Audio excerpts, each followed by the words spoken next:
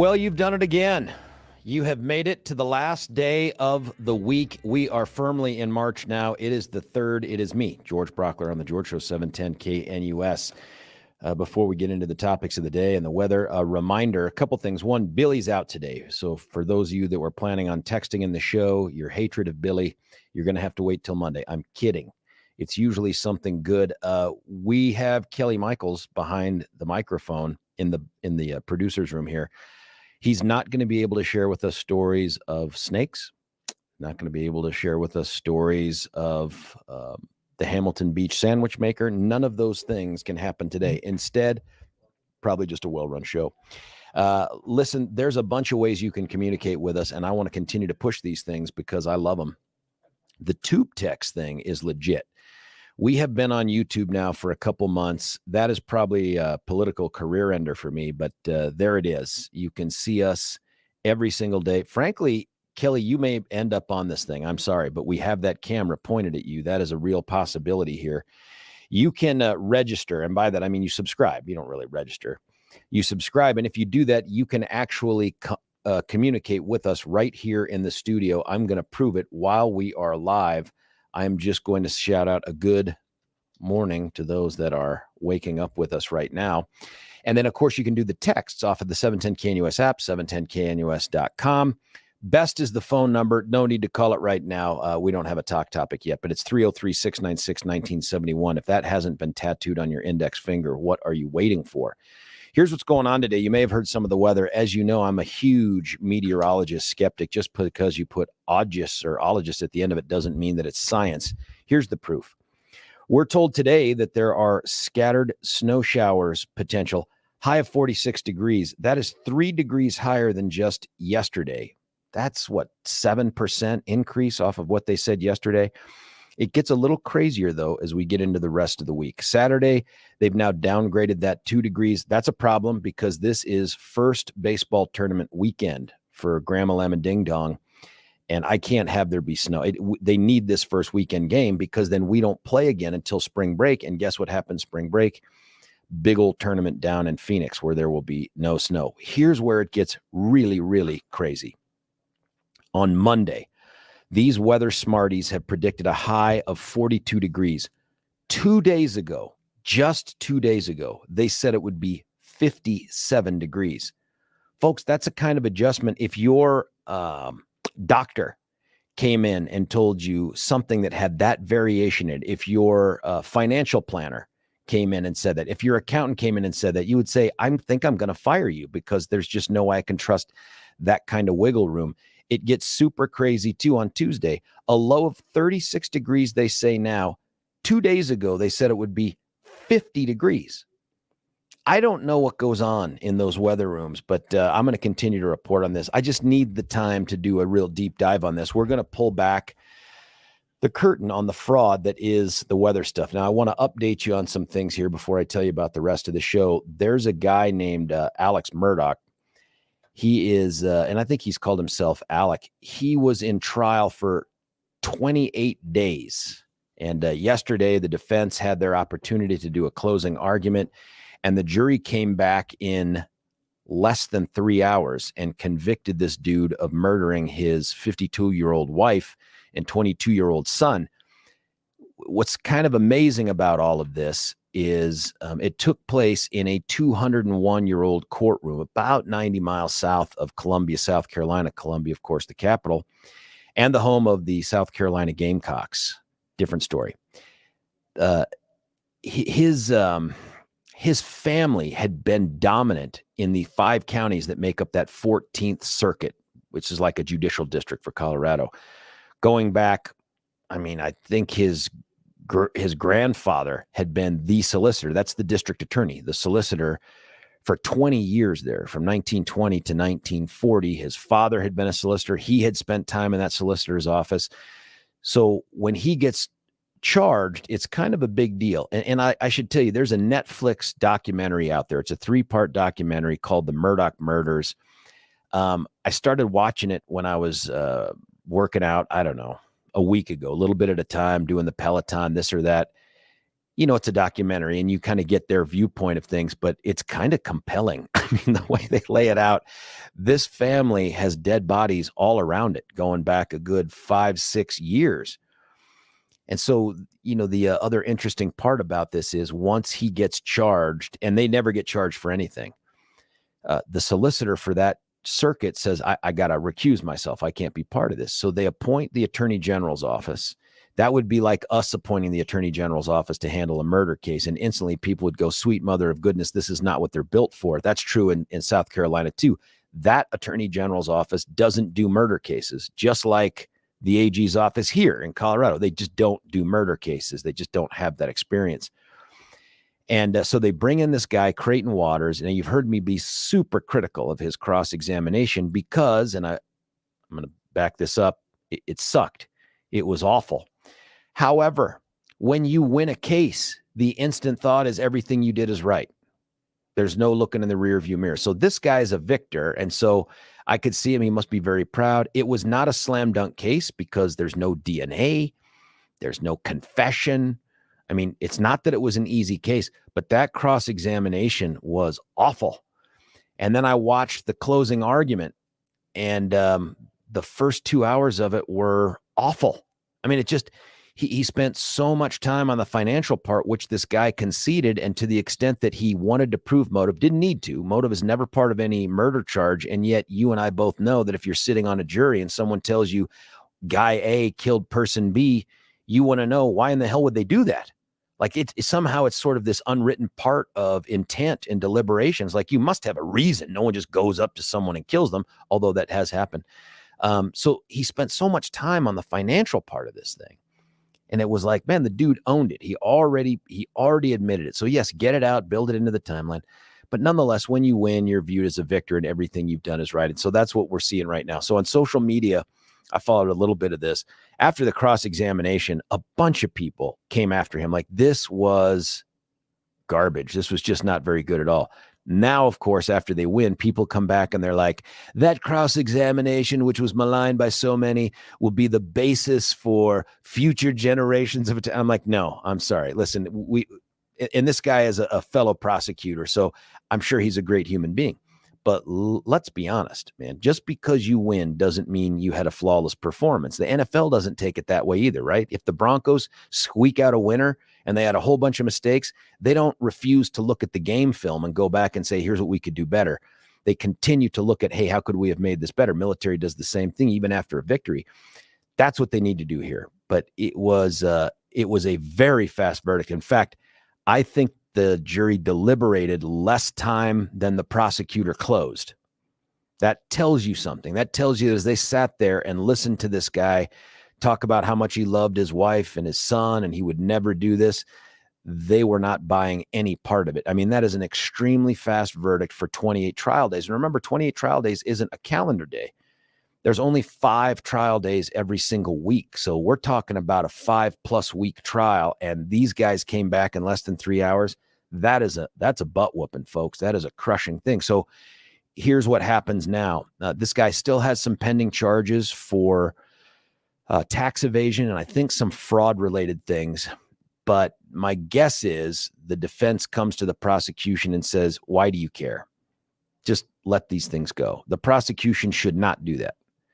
The reason the prosecution should, my guess is they won't, but the prosecution should not do that because even if this guy gets a sentence of the rest of his life in prison, these guys are going to appeal the hell out of this case. And if this judge, who apparently granted just about every single prosecution motion out there, if they find out that he had let some evidence in that shouldn't have been, this trial could be undone. I don't think that'll happen, but I don't know, and they don't know, and that's the point. That's why you got to get those other convictions too. Now, he's going to be sentenced today. And the sentence is 30 years to life on each of those murder charges. Now, that's weird here in Colorado because you get convicted of first-degree murder, it is life without parole. And so what you've started to see now is more and more judges, after a verdict of guilty, try to move quickly to sentencing to say, why am I bringing this guy back? There's no need to do a pre-sentence investigation, which is a report that is generated about the details of this person's life, their interactions with not just employers, but the law and drugs and all these other things. And you try to get this real story. They're not going to do that here in this case. Today is going to be a day, I imagine it starts this morning, where victims and those affected are going to have the opportunity to address the court. Very interesting that his son Buster, which is a hell of a name to have. I mean, that feels Southern to me. Buster is just not a name you hear in Colorado. Now, that's not his, I don't think that's his quote unquote Christian name. I think it was something else. But by the way, also bizarre looking, the boys in the family. But Buster had testified on behalf of his father. He is a victim of this crime in that his mother was the murder victim and his brother was a murder victim. So it'll be real interesting to see what he says when he stands up and talks on behalf of his dad at sentencing. And my guess is he's trying to push for 30 years. I presume they run consecutively. That means one after the other. Concurrently means parallel. They run at the same time. But this judge apparently is known for big sentences. So best guess, dude's getting 2 consecutive life sentences, maybe more. I don't know. But I think he's going to bury this guy. The Attorney General's office, guy named Wilson, whose dad was Joe Wilson, longtime member of Congress out there. This dude, of course, held a press conference. I wish I had figured out a way to go find some sound. I didn't even think about it until right now. But he was quick to do the right thing, and that is to come forward and not only claim victory, but to reference the victims entirely and talk about how this was a way to try to, we can't bring them back, but we can bring them justice. Great line. And then the second thing is he emphasized that this is a case that should remind South Carolinians that no family, no person is above the law. That is a wonderful message. When you are talking about a white family who has dominated 5 counties on lots of land through great privilege for the better part of a century, the idea of being able to say even they can ultimately be held to account, that's a great message for South Carolina. Hell, that's a great message for the system. But that is a fascinating case. I'm sure there's going to be other stories written about things, but there's nothing that happened yesterday with the verdict. There's nothing that can happen with the sentencing that will change my mind that cross-examination was one of the most inartful, ham-handed things possible. But at the end of the day, the evidence was what it was. I mean, listen, there are no alternative suspects, right? I get it. There's no DNA. There's no eyewitness. There's no confession. That makes it a case that's challenging. I get it. There is no other person that could possibly be the shooters of them. And the part that crushes him is this: the guns that were used to kill his wife and his son were not found at the scene, and yet they match the exact firearms owned by this dude.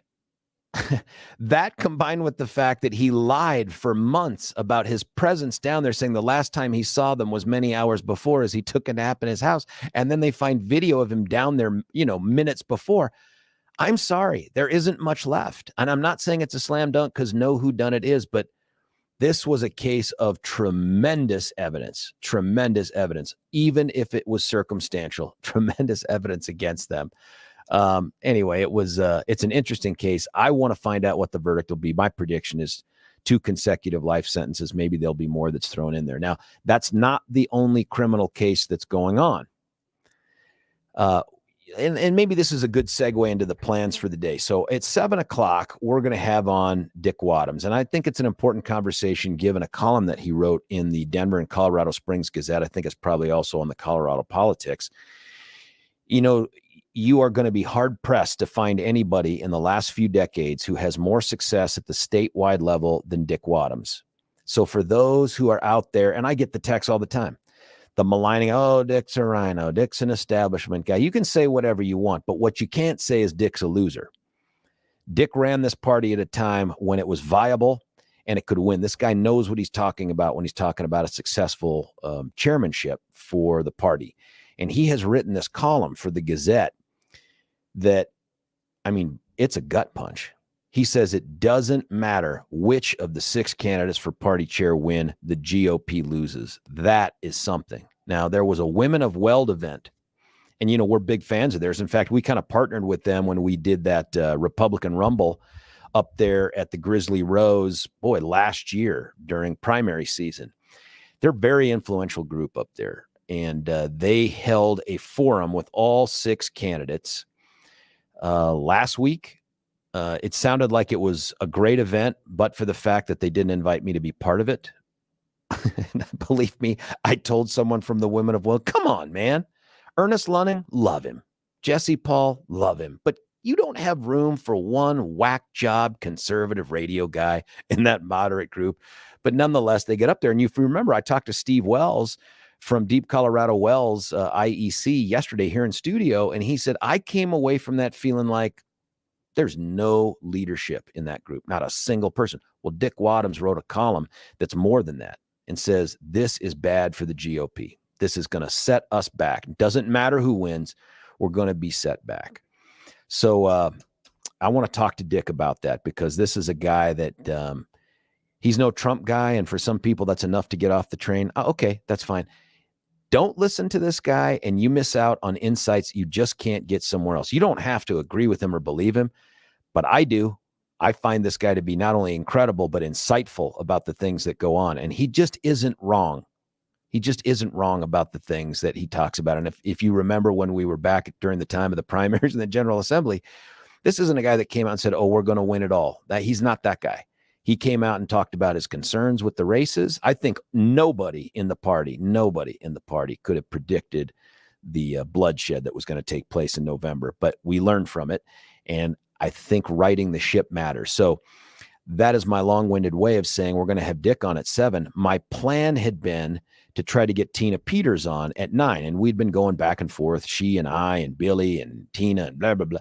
And then I got a text that said, hey, how about next week? I can't do it this morning. And then it occurs to me she can't do it this morning because the jury is still out on her case in Grand Junction.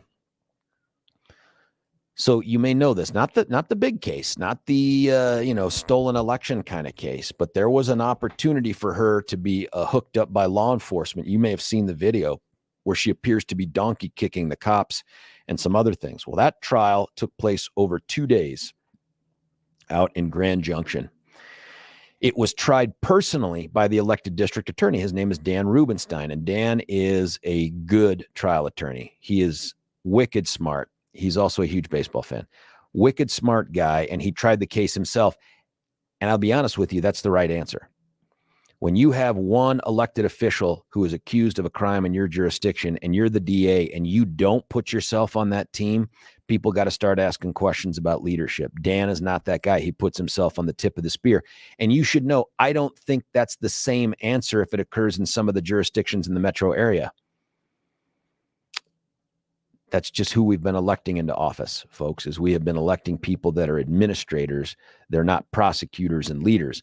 But Dan Rubenstein is. Now, you may be rooting against Dan because you love Tina, you think she's not guilty. That's fine. But this is a case that went to the jury. It's a misdemeanor charge. So they don't get 12 people. They get 6 people on the jury. And they're going to come back this morning and continue to deliberate. Now, her defense attorney is a guy named Harvey Steinberg. I know Harvey from going back 28 years in this business as a young prosecutor all the way until now. Harvey handles big cases. Harvey is also like the de facto criminal defense lawyer for the Denver Broncos, or at least he has been. I don't know what he is after this new leadership change with the ownership, but he has been. He represents a lot of athletes. He represents a lot of, wealthy people. And now he represents Tina Peters. That tells me that Tina's not paying her own bills. Harvey doesn't do anything for free.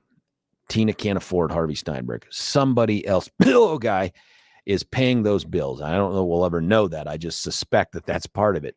So in the trial, his defense has been, this was all a big setup by law enforcement to try to get Tina. This was all a big staged thing to try to set her up, to get her into cuffs, and they accomplished what they wanted. But here's the problem. When the DA's office tried to execute a search warrant, this is back in February of 2022, 1 year ago, not quite to the day, but 1 year ago, they were trying to get their hands on an iPad. And it was an iPad that they alleged Tina Peters had used to video record a court proceeding. This was part of the charges, the donkey kick and the fact that she surreptitiously recorded part of the court proceeding. And you should know, you can't just show up in court and take pictures of stuff going on. You can't show up and video stuff. The judge will lose their freaking mind. That's why we have motions called expanded media coverage, where even the press have to say, Judge, I'd love to come into court and do more than take notes. You have to give notice to the court well in advance, and the court has huge discretion to say no. In this case, back in the early part of last year, she apparently used an iPad device to try to record it. That's what the DA says. And then when they went to execute it on Tina, she said, "That's not my iPad. That's not my iPad. It belongs to somebody else." And of course, one thing leads to another, and they come up with evidence that says doesn't belong to the person that Tina said it was. And then here's crazy. She said that the iPad was something that belonged to Tammy Bailey. She used a specific name. The iPad belonged to Tammy Bailey, and she said, "I don't know the passcode because it belongs to Tammy Bailey." I will tell you who Tammy Bailey is when we come back from this break. Stick around. It's George Brockler on The George Show, 710 KNUS.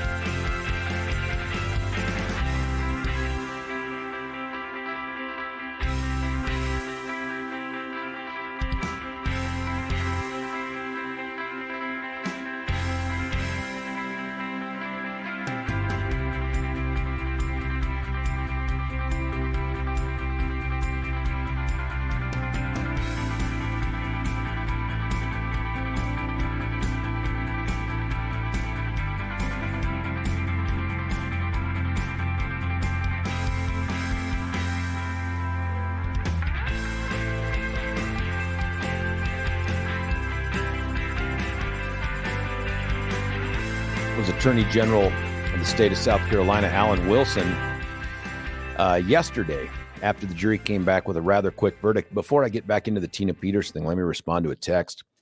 Text asks this, and you can text us at the 710knus.com website and the app as well.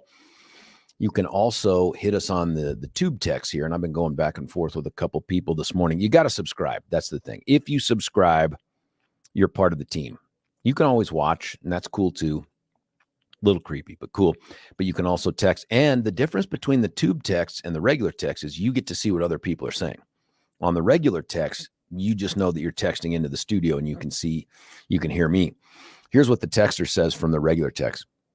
Hindsight is 20/20, but can you talk about the significance of the time a jury takes? Does a quick verdict tilt to one side as compared to long deliberations? That is a really, really good question. And I don't know what you would call it. The common mythology in prosecution and defense in criminal cases is that a quick verdict tends to go to the prosecution. And that was clearly true here. I used to look for things like that. The other thing that happens is the jury can write questions to the judge and say, we're unclear about what this means, or can we see this piece of evidence again? And as a prosecutor, even 28 years into this game, you cannot not freak out when you read those and try to read into them and be like, oh my God, what do they mean by that? Why did they ask that question? And what that means, is that a good sign or a bad sign? And I tell you, it's meaningless. You can't really read into it because you're not back in that deliberation room. So a jury question could simply be that one juror has raised an issue to the others and 11 of them don't think it's a deal at all. They could be like, come on, man, it's pretty obvious, blah, blah, blah. But that juror could say, I want to know the answer to this. And so the foreperson could say, all right, let's write down the question and we'll scratch that itch. When you're a prosecutor, defense attorney, you read that juror question, you think that's the jury that wants to know that. That's not true. It could just be one person, could be two people. And then you try to interpret every single word. And I don't think there were, and you can't know. I mean, the number of freaking jury questions I've had where I thought, that's it, we lost. And then we win right after it's answered. Or other cases where I'm like, oh, these all look very good for us. And then they come back with a lesser included charge, and you're like, what? The time is the same thing.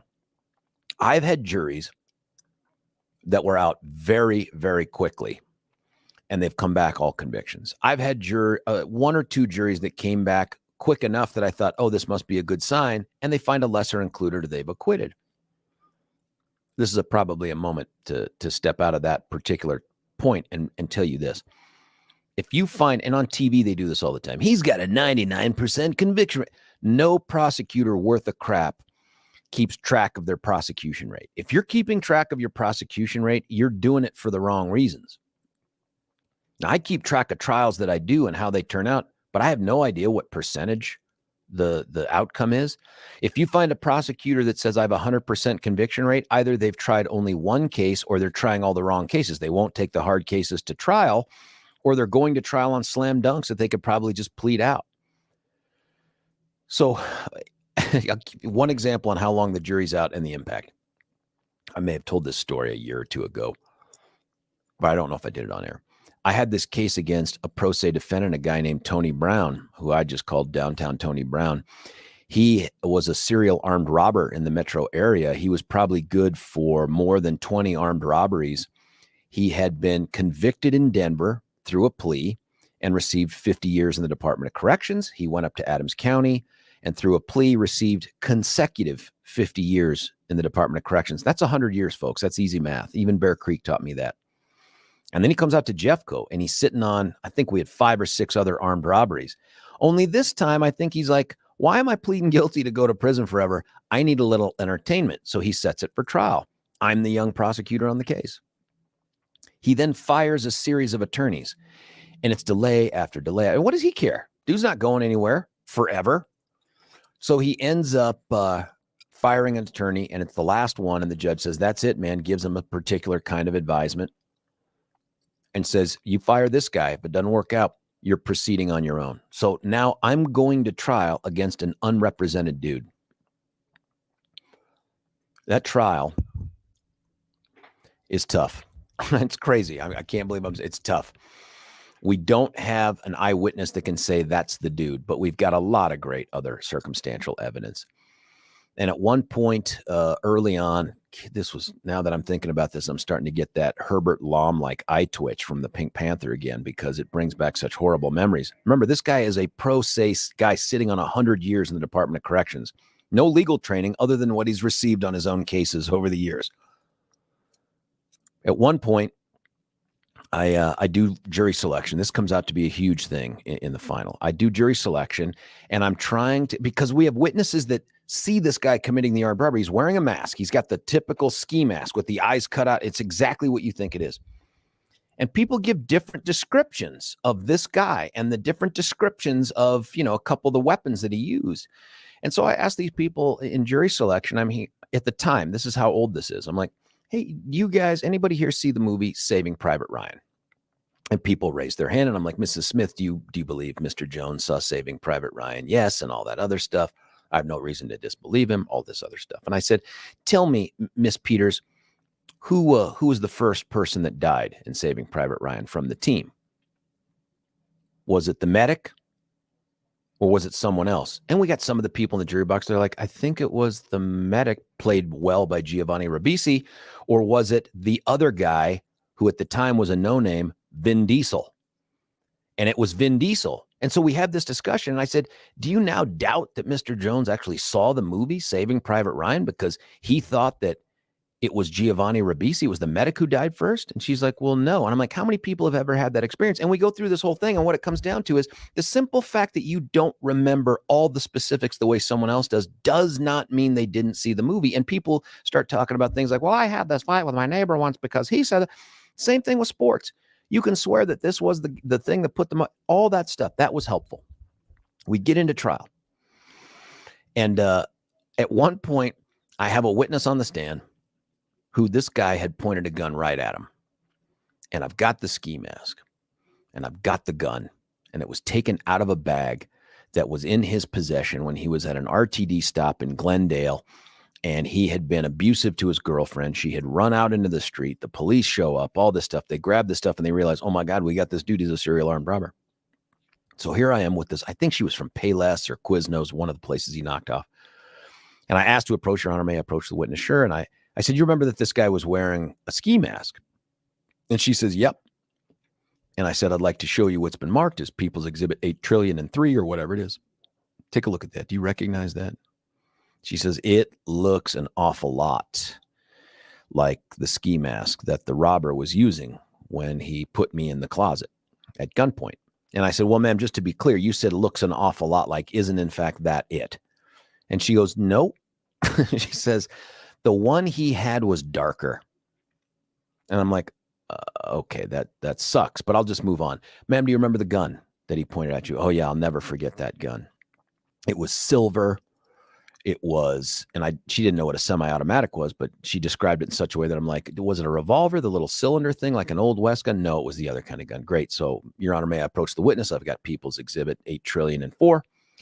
Ma'am, do you recognize this? And she says, oh my gosh, this looks a lot like the gun that was pointed at me. I'm like, wait, now again, ma'am, you said a lot like, is this in fact the gun that was pointed at you?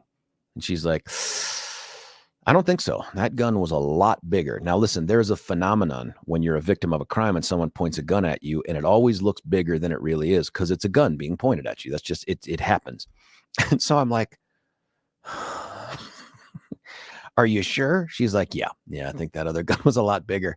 It's like 459. It's that scene in Tom Cruise, Risky Business, where he's waiting to get out of school so that he can go get the Porsche, his dad's Porsche that got dropped into the water and all that other stuff.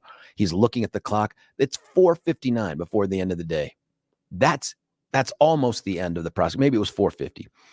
I don't know how to get out of this thing. I end up ending on the direct examination. Here's our 100-year prison sentence. They don't know that. I mean, guy's dressed out in regular clothes. They don't know he's going to serve 100 years. He stands up and he says, ma'am, do you remember that man that threatened? This is an African-American guy, by the way, dark-skinned African-American guy. It's important. And he says, do you remember that man that pointed that gun at you? He's talking about himself, right?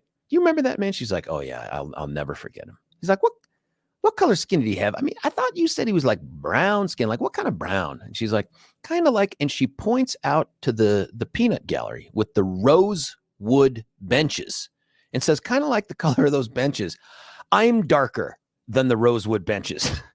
And he walks over and just brilliantly drapes his arm with his much, much darker skin across it. And he goes, these benches here? And she goes, yep. And he says, I don't have any further questions.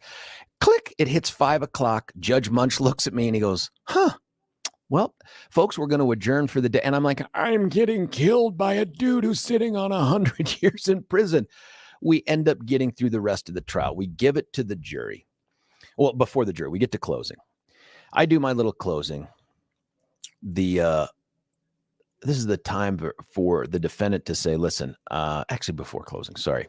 Defendant says, I don't want to testify, Judge, but I do want to stand up and expose my arms to the jury because the person that they described that robbed them, nobody described him as having tattoos on his arms. And I got tattoos up and down my arms. And he's right. Are a little harder to see because he's dark skinned, but nonetheless, he does have tattoos. Judge says, here's the deal. I'm going to let you stand up in front of them. You can take your shirt off. You can pivot in 45 degrees angles, 90 degree angles, whatever you want to do. But if you say anything or you point to anything, I'm going to treat that as communication. And then Mr. Brockler gets to cross-examine you on your criminal history. That's just how it works.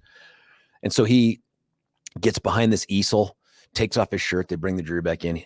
And the judge says, Mr. Brown would like to stand before you. And he stands in front of them in this kind of wife beater t-shirt. You know what I'm talking about. Pivots to the left, pivots to the right, stands around. And then he goes back and that's it. And so I do closing.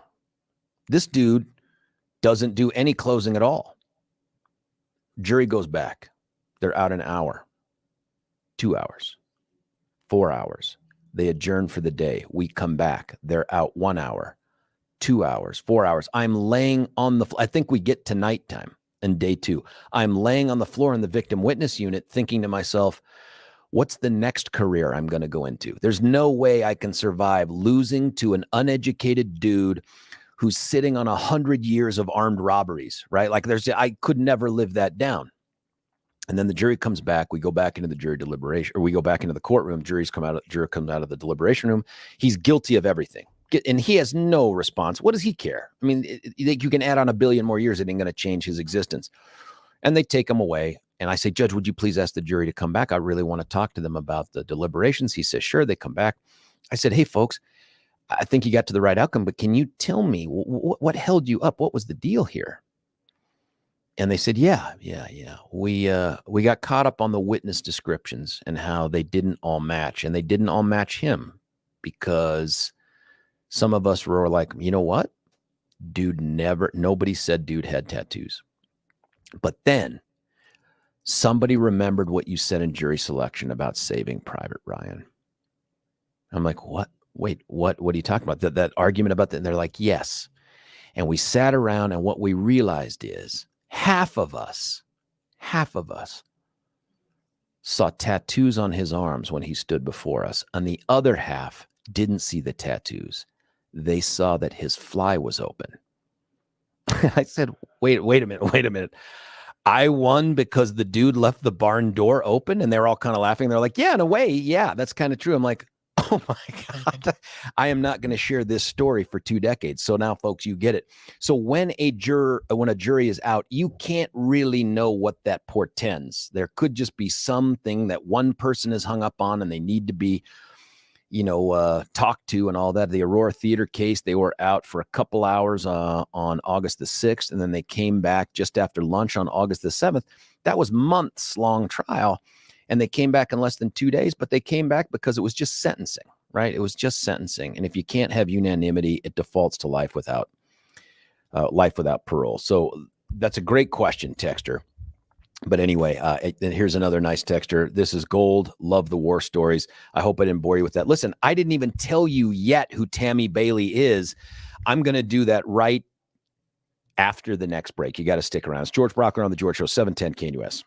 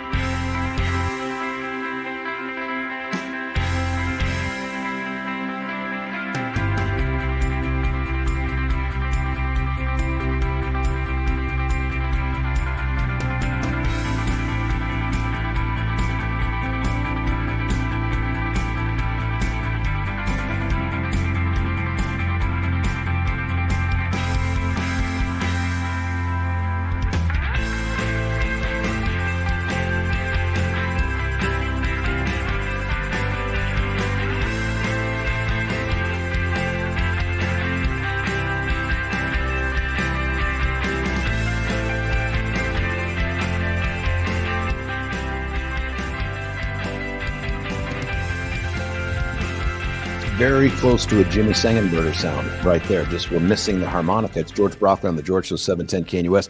You can look up any inmate in the Department of Corrections in the state of Colorado. There's also a federal inmate locator, and you can look up all the super bad guys as well that you can think of.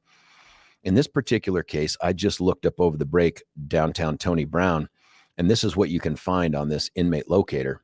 And you just got to Google Colorado Department of Corrections inmate locator. Dude's 60. He is, and this is a picture of him, and man, he's definitely an older man than when I prosecuted him. His mandatory release date, if he kills off his entire number, is, wait for it, May 5th of 2352. His estimated parole eligibility date is July 10th of 2203. I don't think he's going to make it. I feel like this is a guy who's going to die in the Department of Corrections. And if you look at his current convictions, this guy has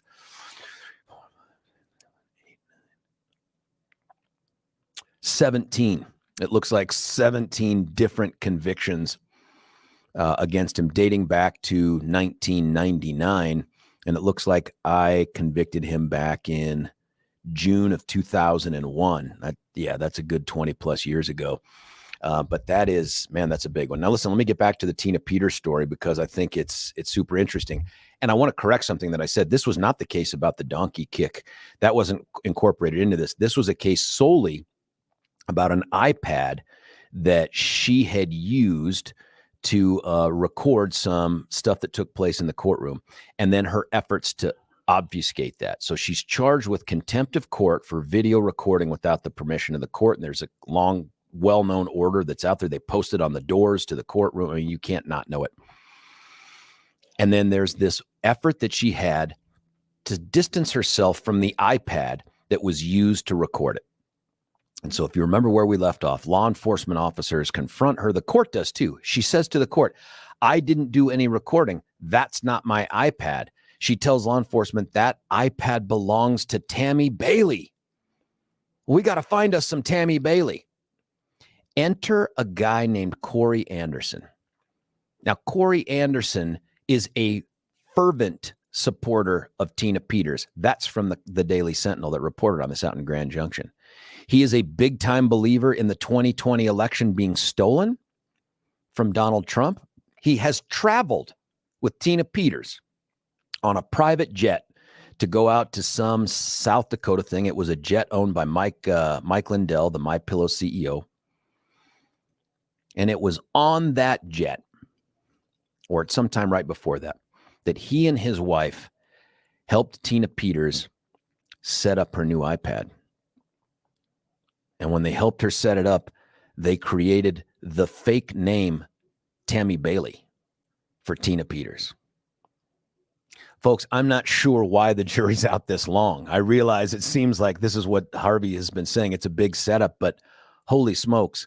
I didn't record it. It's not my iPad. It belongs to Tammy Bailey. And it turns out she's Tammy Bailey. And one of her biggest, most fervent supporters, someone close to her, is a prosecution witness admitting that they set it up for her using the name Tammy Bailey, that in her cell phone or something like that. This will be interesting. Best guess, just based off of that article, probably going to be convicted. Now, it's a misdemeanor, but that doesn't mean it doesn't carry jail. Obstruction of justice, I think, is an M2. And at the time that it was committed, I can't remember if it was before we'd reclassified misdemeanors, but it's not punishable by anything more than a year in jail. Contempt of court could carry up to 6 months. She could be facing a total of 18 months in jail. That's an issue, right? Like, my guess is that's why she can't be on the show right now. She's waiting on the jury verdict. But one of the questions that I would definitely want to ask her is, if you get sentenced to jail, one, if it's before March 11th, who gives your speech to run for Colorado GOP? And second, do you run the party from jail? I mean, that would be fascinating, wouldn't it? We would be national news. I mean, if you're talking about another double whammy black eye, two black eyes, and in the game, that's called bilateral orbital ecchymosis, two black eyes, raccoon eyes. it would be having a state GOP chair who's facing felony charges, who's also sitting in jail for convictions for misdemeanors. Now, I know there's a lot of folks out there who are big Tina Peters fans. I like Tina. As a person, she's always been super sweet to me, super nice. But holy smokes, folks. And here's the other thing. If she's convicted, even if she's not convicted, if you heard that she lied to the court about the ownership and knowledge of that iPad, that alone, and that seems to me to have been proven, right? She's got one of her big supporters out there testifying, I set up her stuff for Tammy Bailey, a fake name. If it turns out that that's true, how can you find her credible anymore? Standing in a courtroom lying to, how could you believe her anymore on anything else? Or maybe it's okay that she lied to the judge because she had some bigger purpose. Oh, I recorded it surreptitiously, but I was doing it on behalf of America. I don't know. It'll be super interesting. I still want to talk to Tina about her plans for the party and the direction and all that stuff, but I don't know. Listen, here's what typically happens, though, when you get convicted of a misdemeanor. If she's convicted, she could be acquitted. If she's convicted of a misdemeanor, I don't know if they go to immediate sentencing. I presume Harvey, her attorney, asked for a sentencing date that's past her date to run for state party GOP. And then we'll get something in March. I don't know what the judge does with that, but just very, very interesting times here. When we come back, we'll talk about this case and probably the other 5 candidates with Dick Wadhams. This guy just knows stuff, and I always learn something from this guy. You should too. Stick around. After that, we're going to be joined by mayoral candidate Mike Johnston at 8. It's George Brockman on The George Show, 710 KNUS. Want to take your favorite radio station wherever you go? Well, now there's an app for that. No matter where you are, stream your favorite shows. Tap the app to listen to podcasts. Talk back to your favorite local hosts. At the tone, leave a message. Call the show. Set your alarm. Enter contests and win prizes. All in the palm of your hand. Available now for iOS and Android devices in the App Store or Google Play. And best of all, it's free. Download today.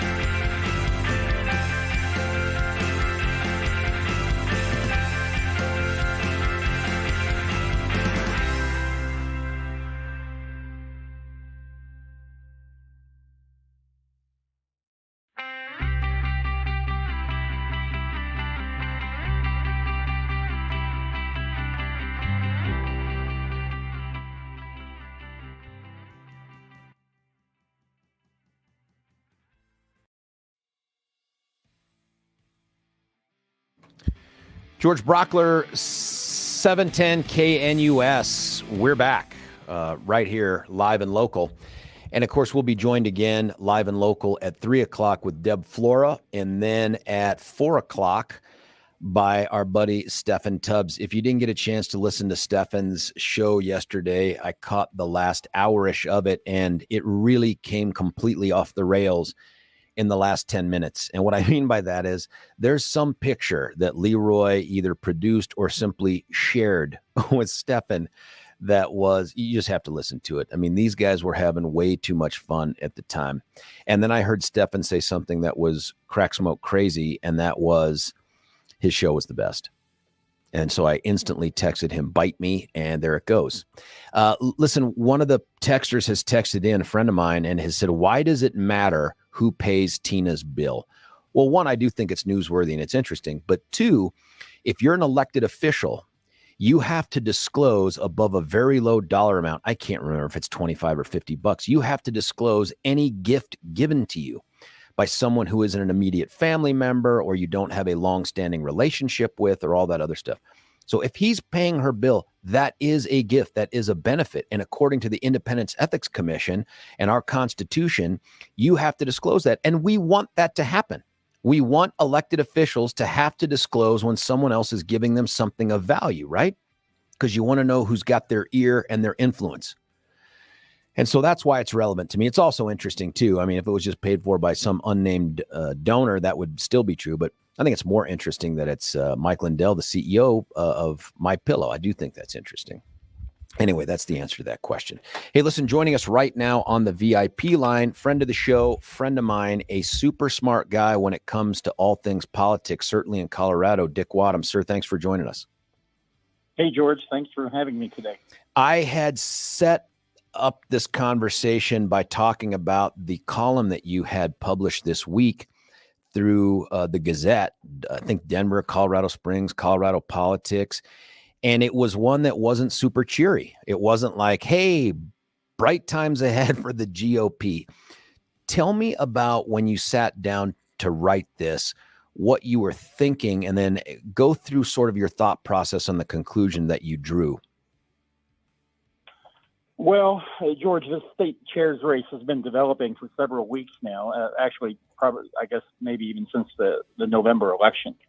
And as I watched candidates get in and frankly out, some people kind of put their toe in and then decided not to run. But as it became pretty clear who the 6 people were going to be, and I started taking a look at what they were saying, what they were advocating, what they said they were going to do if they were elected chair, there was a remarkable consistency in their positions and their rhetoric. And frankly, it was totally out of touch with where Colorado is today. And there were 3 main issues that really concern me. I mean, there are a lot of things. Individually, I have concerns about all the candidates. But in terms of all 6, have basically said the election was stolen from Donald Trump in 2020. Some have said, well, you know, I'm not sure, but it sure could have happened. Others just outright say the election was stolen. That is a loser issue in Colorado, and Donald Trump has negatively impacted Republican candidates for the last 3 election cycles, 18, 20, and 22. And as long as we have people who are espousing that falsehood, that the election was stolen, we will never be able to break that problem with Trump. Number 2, the candidates all decided that we should eliminate unaffiliated from voting having the option of voting in the Republican or Democratic primary. In this case, the Republican primary. Now, we've now had 3 straight election cycles, George, where unaffiliated have gotten both ballots in the mail and they get to pick one. And suddenly these state chair candidates and many people within the party want to rip that away from unaffiliated. What message does that send to the 47% of the electorate that is unaffiliated now? At a time we are only at 25% of the electorate, 24% actually. Democrats are at 27. And here we're poking in the eye the largest voter group in Colorado that have turned on us because they don't like Donald Trump, and they've turned on us the last 3 elections. And here we want to poke them in the eye even deeper. The third issue is that there's this drumbeat among all these candidates and others in the party to go back to requiring people to vote on election day and to do away with mail ballots, because, of course, mail ballots are fraudulent, and that's why Donald Trump didn't win Colorado. That's part of the bunk they talk about. George, sometimes I think some of these candidates, they ought to go back and maybe look at a little Colorado political history. We went to an all-mail ballot because over the years leading up to that decision by the legislature and the governor, 80% of the electorate had proactively requested a permanent absentee ballot. I was one of meaning them. That I'd done it for multiple election cycles. Exactly, George. And so the people of Colorado essentially voted for mail ballots. And yet these candidates, they all want to take away, they all want to go back to election day voting. Now, I have fond memories, that I'm sure you do too, yep, of going into the election ballot booth and the majesty of the secret ballot. I mean, I wish we still had that. The line of people, waiting outside your local school or library or something like that. Yeah, I remember that. Yeah, I mean, there was a certain I think there was a majesty to that about our system.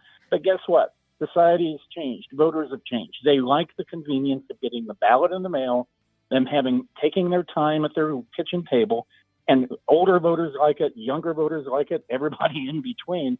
And yet these candidates all want to go back to election day voting, which frankly will never happen, but they talk about it.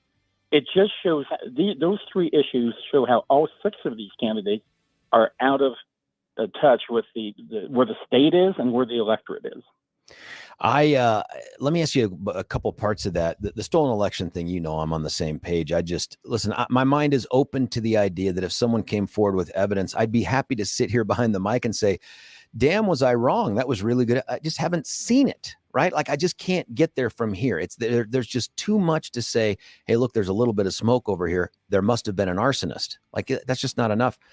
The part, though, that I am interested in getting your opinion on is, the vehicles to get the unaffiliateds out of the primary are different. Like one approach is let's take this to court. Let's sue over this. And if the court were to rule, yep, this is somehow a violation of the Constitution or whatever it is, it would undo unaffiliated participation for both parties equally. Do you think that would have a different impact on Republicans versus what I think would be a disaster, which is to circle the wagons and pull back from the primary entirely, like just us, just one party, and then try to figure out a way to get nominees out of 4,000 people at the state assembly? Do you see a difference between those, or do you think that, nope, people are going to hold the Republicans accountable either way? Well, you're right about that. There will be a vote in September at the State Central Committee on whether to opt totally out of the Republican primary and just nominate by caucuses in the state assembly. What a mistake that would be. Just empower a few thousand activists to nominate candidates and basically tell about 9.5 million, 950,000 Republicans, we don't want your involvement in our nomination process.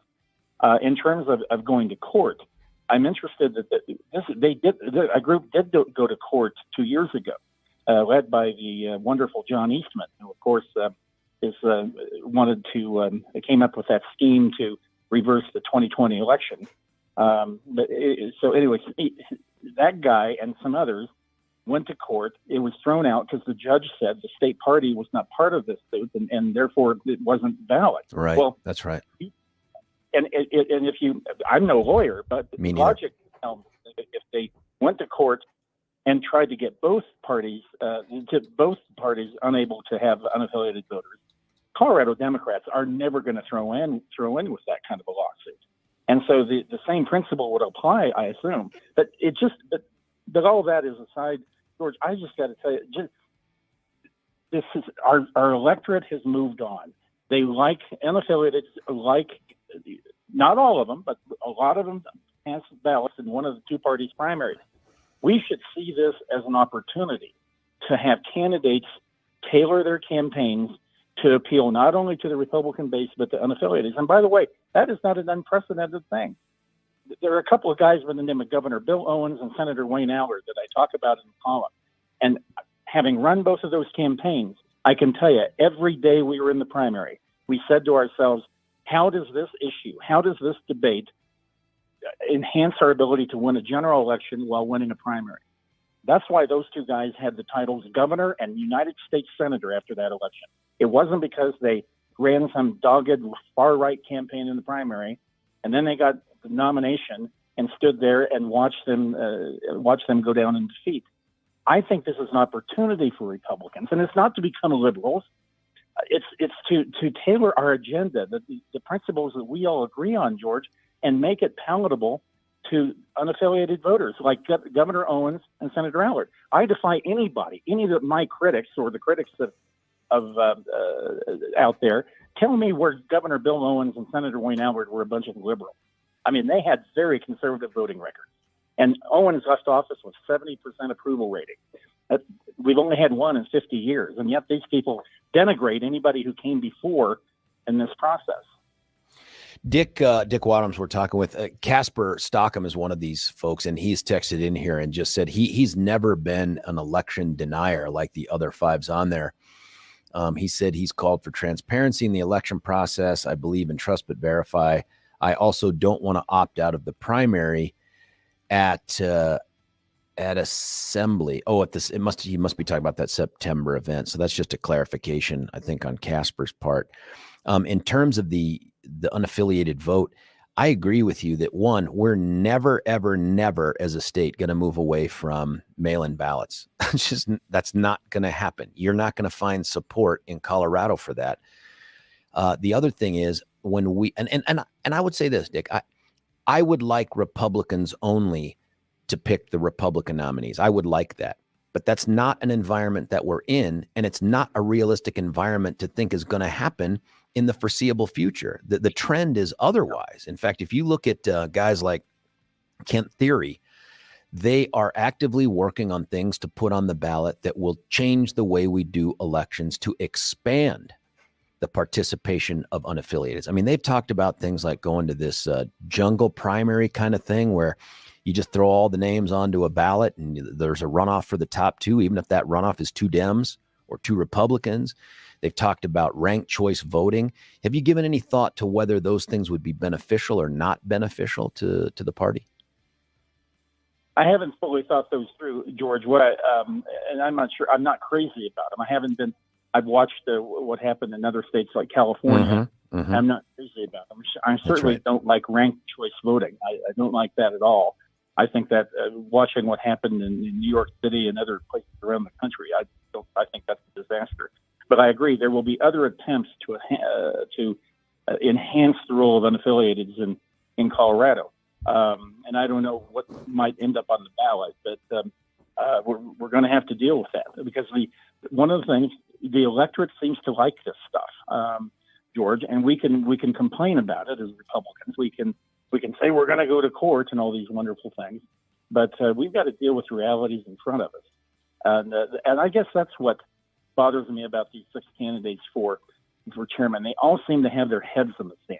It's like, I don't know what Colorado they think they're in, but this electorate has changed so much in just 12 years, and we've got to deal with that reality. And the other reality they don't seem to understand is that we fundamentally have a problem with Donald Trump defining our party. I voted for the guy twice. Me too. I loved his tax cuts, his judicial nomination, border policy. I mean, I can run down the list. He accomplished very much. He squandered all that by this incessant talking about the election being stolen from him. He is an albatross across this party right now. And until we deal with that, no amount of outreach or going to festivals is going to change how people view Republicans because they see us through the Trump lens right now. And certainly through Colorado, that's true. He plays worse here than he plays in some other states. I mean, and maybe that's as good an indication as 2022's midterm elections that I'm just convinced, Dick, that we have just had a fundamental shift to the left in the Colorado electorate. I'm not saying Republicans can't win here ever, but man, we've had 3 election cycles in a row that have pointed out Trump's on the ballot, Trump's not on the ballot. We have all of the issues, crime, inflation, all the other stuff. It doesn't matter. We just keep getting clubbed like baby harp seals. Yeah, I guess I do have some optimism, George, that once Trump is off the stage, and he's not going to be off the stage in this cycle, obviously, because he's running for president again. But once he gets off the stage and does not define our party, because he does right now, whether we like it or not, he defines the Republican Party. That is the time when I think Republicans can essentially reintroduce themselves to these unaffiliated voters. But it's not going to happen this election because he's running for president, and that's going to still be hanging all over us. When you look at, and by the way, yeah, to Casper's call, he has not said Joe Biden won the election. Period. I mean, he and there are a couple of other candidates that they just seem incapable of saying Joe Biden was elected president of the United States, and that's all there is to it. They still have to follow up with that. Well, there were some, he might not have won. I mean, so it's a distinction without a difference in my mind, and I think in the voters' mind as well. Well, Dave, Let's Go Brandon was on the radio show on Wednesday, and he came out and was very candid. He's like, no, I don't think Biden was legitimately elected. So, I mean, he's definitely put it out there that he feels that way. When you look at and you've run the state party through some much better times, by the way, when you look at what's happened at the state and when you look at the state party right now, what do we need? What do we need to do to right this ship? Well, this is the other thing, George. I think a lot of people, especially in this day of financial restraints on state parties through federal election laws and state election laws, the state party is really hamstrung in a lot of the things it can do. But there are two main things, and this is what we tried to do well when I was state chairman. There's the get out the vote effort, known as the victory effort in the Republican Party. And that is an important role of the party. And that's just flat out to get Republicans out to vote, and then also to identify unaffiliated that do support Republican candidates and get them out to vote. And I would tell you, in 2010, we got 106,000 more Republicans than Democrats out to vote in 2010. And we had overall a great year. We unseated 2 Democratic members of Congress. We unseated 2 statewide elected officials, won the Colorado House of Representatives that year for the first time in 8 years. But we had 2 disappointments. We lost the governor's race because we nominated a wholly unqualified candidate for governor, Dan Mays, if you recall. And then Ken Buck, who's a magnificent congressman right now, but he was our Senate nominee in 2010, and he made some mistakes late in the campaign that allowed Bennett to win that election, despite that huge Republican turnout advantage. And then the second thing that a Republican state chair can do is the bully pulpit. And frankly, I was in the face of Bill Ritter and Michael Bennett that in that 2010 election cycle practically every day. And I think if anybody would ask Senator Bennett and Governor Ritter, ask them if that was the case, they would say that was true. But what we cannot do is select candidates. We cannot run campaigns. You have to run a fair nomination process. And then once the candidate is selected, do everything to support them. But that candidate has to run their own campaign. And so, so that's the role of the state party. And I think that I listen to these guys running, and they really don't have a grasp of the role and the limits on the state chairman and the state party. When you look at, I was going to ask you specifically about one. I'll just do it. Listen, if Tina Peters becomes the state party chair, independent of whether she's convicted of the case that the jury is out on right now in Grand Junction, what do you think happens to the party in terms of, and maybe I should ask this question about all 6, do we take on more Republicans? Do we lose Republicans? Is it the status quo? And I ask this in this context. I've talked to some buddies. Some are elected, some are not. And they have said to me, I'm telling you, if she becomes a state party chair, I'm out. I mean, do you feel like that's a growing sentiment, or it's just a handful of these people that I'm sure the texters up here would be like, they're just rhinos? I mean, what do you think about that? Well, I don't think thousands upon thousands would leave the party, but it's the kind of people who would leave the party, George. I mean, And I hear that from a lot of activists. Like, I am done. I mean, I can't stand the people who are running this party now. And a lot of it is Tina Peters. And by the way, the main trial for her tampering with election equipment is in August. So couldn't you see this, that she gets elected in March, and then we have this long drawn out trial in August with the state chair over there, and then maybe getting convicted. And I guess there's potential jail time there if she's convicted.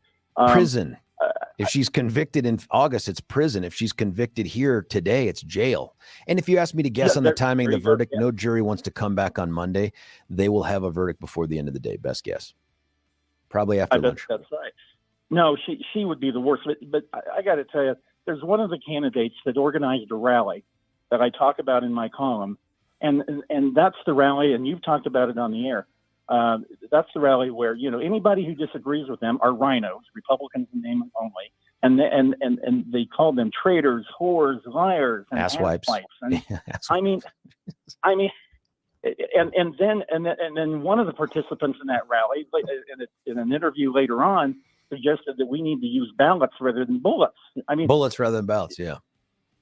I mean, what message does this send to people who are not Republicans, but who might agree with our fundamental issues of fiscal responsibility, strong defense, et cetera, and they look at it and say, they're crazy. They're crazy over there.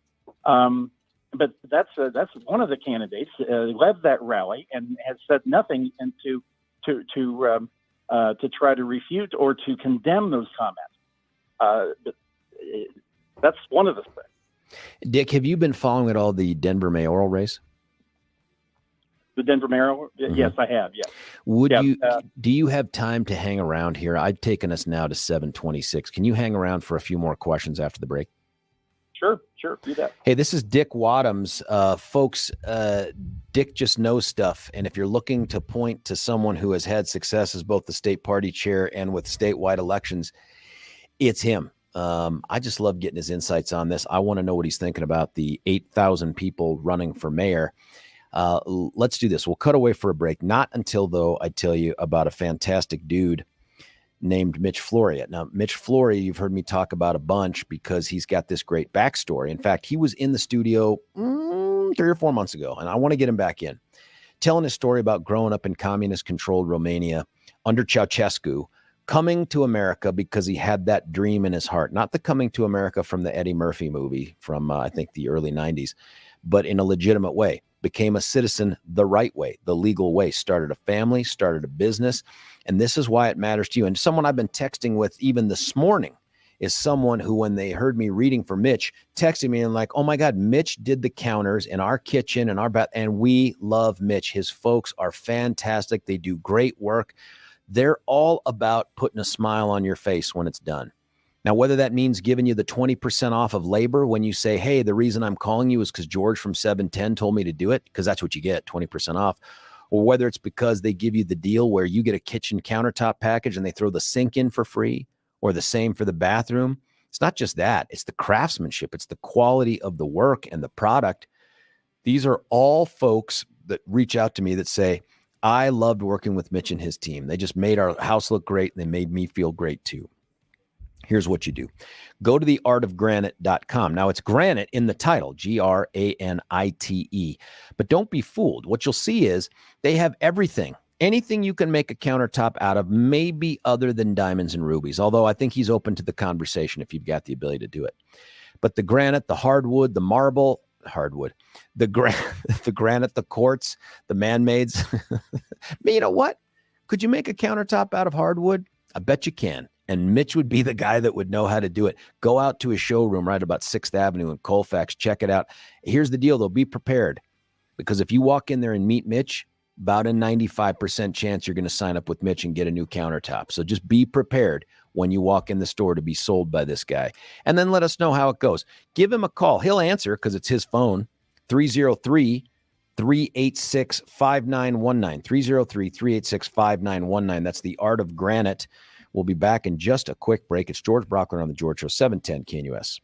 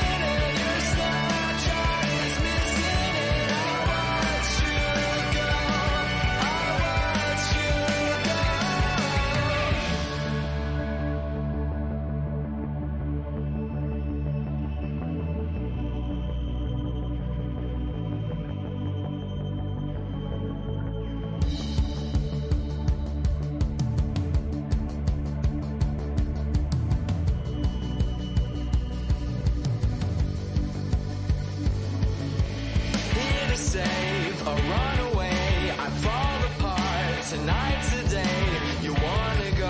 We're running out of time. 'Cause this time piece is spinning and your snapshot is missing. And I watch you go. I watch you go. Because this time piece is spinning and your snapshot is missing. And I watch you go. I watch you go.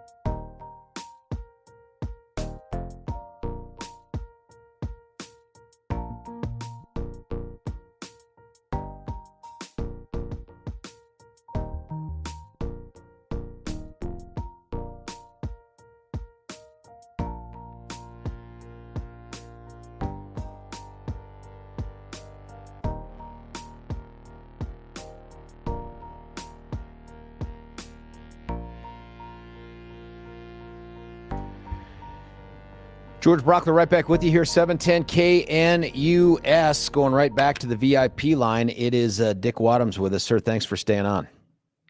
You bet.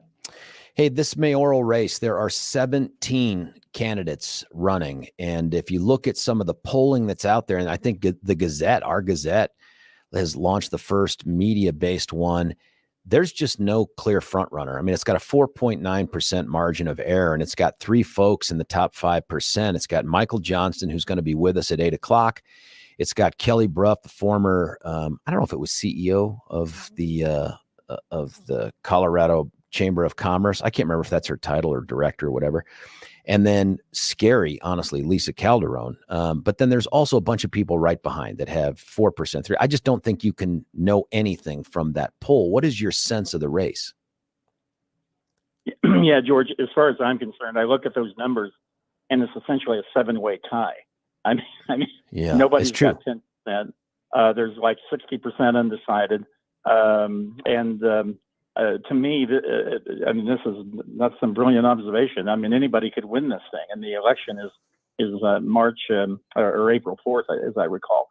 But I'll tell you, this election to me, George, is kind of scary because while there's only one Republican candidate, Andy Rizzo, who I think just went on the air.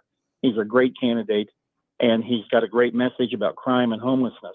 You know, it's going to be hard for a Republican to win, but maybe he can break through. Maybe Andy will hit a nerve with Denver voters who are tired of crime and homelessness, and he can break through. But what really scares me is that there are two candidates in this race, Lisa Calderon and Leslie Herod, both who do well in that poll you alluded to. And we will be hankering for the glory days of Michael Hancock if either one of them win. And I'm not sure Calderon can win, but Leslie Herod is definitely a potential winner of this mayor's race. And she is from the far left in the legislature. And if you think Denver has a crime problem and a homeless problem now, wait till Leslie Herod is the mayor of Denver. So this is a scary situation. This is it's interesting because what will happen, so that folks know, is that on April the 4th, there's the really the election for the runoff, and the top 2 vote getters move on to the June 6th ultimate general election on this. And Leslie could definitely make it to those final 2. And what's scary for me is Lisa also, by the way, very leftist on a bunch of different issues. But the difference between them is Leslie has a personality that is not off-putting. Like, she can be super hard. There's no doubt about it. But you've probably met her too, Dick. She can be super affable and she can be very nice. And I have always gotten along with her. In fact, I expect her to be on the radio here in the next couple of weeks with us. She has always been nice to me in that way, even though we probably don't agree on very much politically. That's the big difference between them. But I was just in this interview for a candidate thing and got a chance to see for the first time up close Lisa Calderon. There's no doubt she's really smart. She is very, very smart and knows policy. But there's also no doubt she hates the police and she does not like the cops. She thinks that the crime has surged in large part because of the police, because of how the police conduct operation. I mean, there are some scary options out there, but with a field that is this spread, an Andy Rougeau, maybe with a surge of media and other stuff, maybe he could make it. I'm asking. That's a question. I'll tell you what, I like his new ad, George. I don't know if you've seen it, but it's very direct. And you cannot watch that ad without knowing that he's a former Army officer. He built a business in Denver, and he wants to take on crime and homelessness, and he wants to hire 400 new cops. I love the message, and it's very clear. I mean, frankly, I look at some of the other ads that are starting to pop up, and they just aren't as distinct and clear as what Andy's got on the air. So I think he's running a great campaign, but it's just so hard in Denver right now. Did you see the controversy that has erupted from Chris Hansen's first ad? Yes. What do you think and of that? He has not pulled that ad to his credit. I mean, he's kept that ad up, and frankly, I don't think that's a bad ad either. I don't know Chris Hansen very well, but I don't think I think it's a fairly effective ad as well. But there's just something in Denver politics where you're going to have some part of the Denver Democratic Party who just love to throw the term racism out in there, and so he's been a victim of it. They've now leveled that against Mike Johnston, another Democratic candidate. Why have they done that? We're going to have Mike on at 8. What did they say about him? Because of some flyers he put on windshields, and there was a difference in the message between the message he put on windshields in black churches and churches that allegedly white churches. So they've leveled that charge at him, and that just popped up in the last day or so. But Mike Johnston, I'll tell you, I think he's a very quality guy. Yeah, and it's just when they throw that kind of a charge at a guy like Mike Johnston, it just is so disappointing when people lower themselves to those kinds of charges. Dick, can a white male be elected mayor in Denver? Well, that's going to be an interesting test. Yes, I do. I do think so. But Chris Hansen and Mike Johnston are and Andy Rougeau. So we'll see. Very interesting. What do you think about Kelly's chances? Now, Kelly has been, she was chief of staff under Hickenlooper. She clearly knows the city. She's been there forever, been a staple in the community. But she doesn't have breakaway name ID. I mean, that's what that poll showed me. She's not necessarily pulling away. Does she have a shot? And if so, what makes her more, I guess, successful as a potential candidate than others, at least with 5% name ID right now? Well, there's an independent expenditure out there running an ad touting her ties to former mayor and now U.S. Senator John Hickenlooper. Hickenlooper is probably still very popular in Denver, so that probably doesn't hurt. at all. She has yet, Kelly Brough has yet to really zero in on her own TV ads. See, this race has been so slow to develop, George. I mean, I'm not surprised that the voters are not really tuned in, because the candidates haven't really done anything to tune them in yet, or they're starting to now. And so we're going to have to see over the next 2 or 3 weeks, as Andy Rougeau's ads stay up and other candidates get on the air, just he starts breaking through. But this has been a slow race to develop. It sure has. At the end of the day, if I ask you to be a betting man, who makes it to, this is like doing the March Madness. Oh. If I asked you to predict who the two are that make it to June and who comes out on top, what do you think? Right now, and by the way, half an hour from now, I'll change my mind. Right now, I just think that Kelly Brough and Leslie Herod would probably be the two who will make the initial two. And then I think at that point, it becomes one heck of a race in what would be May, I guess. So I don't know, or June, I guess the June race. And I don't think we've ever had a woman mayor of Denver. No, have not. No, had of course Federico Pena was the first Hispanic mayor, and then we had Wellington Webb and Michael Mayor Hancock. Black mayors, but never had a woman. That's correct. Yeah, that would be an interesting runoff as well. Hey, I had a question from a texter here, and that is, who or where are the next wave of Republicans going to come from in Colorado? Well, let me say something about that, because I've been pretty negative about the state party. I'll tell you, when I look at some of the stars of our party right now, George, by the way, including the talk show host I'm talking to right now, because I still think you have a lot to give to Colorado, George, and I want to see you run again when the appropriate time comes, because you're too young to not. You are so sweet to say the too young part. I'm 80. No, I'm not. I just look at But, when I think about, first of all, our legislative leadership, I think Paul Lundeen, our Senate minority leader, is outstanding. And then Mike Lynch, our House minority leader, the rancher and businessman from Weld County. I think of Rose Puglisi, who I think Rose, the former Mesa County commissioner, who's now a state rep from El Paso County. We have some really great new legislators. Gabe Evans from Weld County. Gabe's terrific. He's taken the lead on this and opposing some of the injection site legislation. Veteran and law enforcement guy, great background. He has great background. He was in the military, then he was a police officer, and he's just a great guy, and he's doing great things. When I look at the Aurora City Council and frankly the mayor of Aurora, Mike Kaufman, who I think they're doing some very innovative things and responsible things on crime and homelessness, and specifically Dustin Zvonek. Oh man, Dustin's all world. He's really on the forefront of these issues. And so we've got some really outstanding, and I could go on. I'm leaving a heck of a lot of people out. The good news is we've got some outstanding leaders in our party, and they need to be the ones who define the Republican Party. But frankly, George, that's the problem, is they can't really become the out front people who define our party until voters do not view the Republican Party through the Donald Trump lens and this whole notion that the election was stolen. And that's the thing.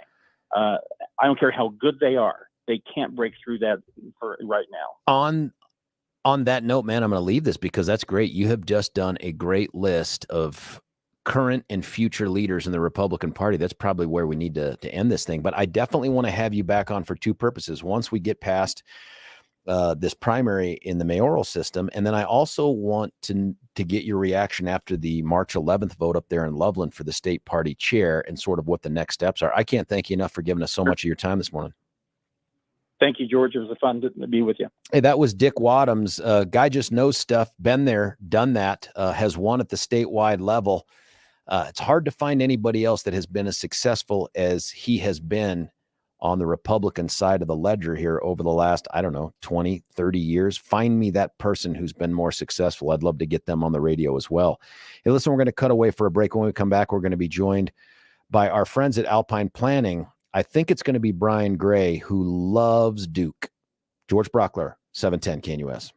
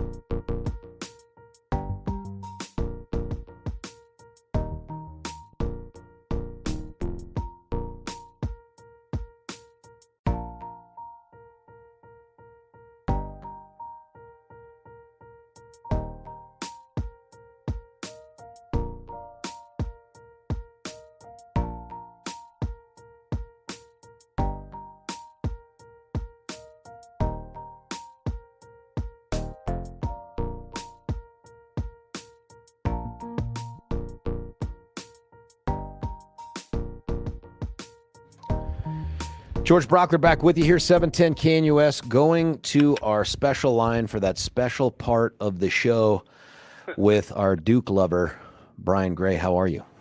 I'm doing good, George. One more game and we're done for the year. Is that true? We got Carolina this weekend. Oh, buddy. Listen, I think I told you I've got a little connection to Carolina in the house there. Yeah. It's a big one. It's a big Your one. Tar Heels, they need this game. They gotta finish strong to make it to the tournament. But we'll see what happens this weekend. Ought to be a fun weekend. I want to say good luck, but I can't. I can't do it. Man, what's going on out there today? I understand. Let's take a look. I'm going to kind of give you just an overall market perspective this morning, George, just to let your listeners kind of understand what's been going on the past 10 years. You know, in 2001, the Dow was trading just below 10,000 points. Now we're above 33,000 points. Oil was $18 a barrel. The current price is $78 a barrel with peaks in the high 90s. And I bring this up because I think this shows why we should be investing for the long term and not the short, quick gains. If you take a look at the crypto market, the CEO, you know, that was all the talk, the FTX CEO. Oh, that's right. He lost over $18 billion in 1 week after the collapse. So, you know, a couple more things here. We're seeing mortgage rates. Mortgage rates have doubled over the past 18 months. And employment opportunities, they've totally flip-flopped in favor of the employer. It used to be the candidates were demanding on what they wanted from an employer. Now, if you can get somebody to work, you've got about two people that are applying for one job. And then the last thing, and we're all kicking ourselves for this one. In 2003, Apple stock was 23 cents a share. Oh, Today, Apple shares are trading over $145 a share. oh my goodness, buddy, that you're breaking my heart here. That's like 4,000-ish% or something like that growth. That's crazy. Exactly. So the moral of the story, keep an eye on the long term. Don't get caught up in short-term events and have a plan. Can't stress that enough. We're in a volatile market right now with interest rates and inflation.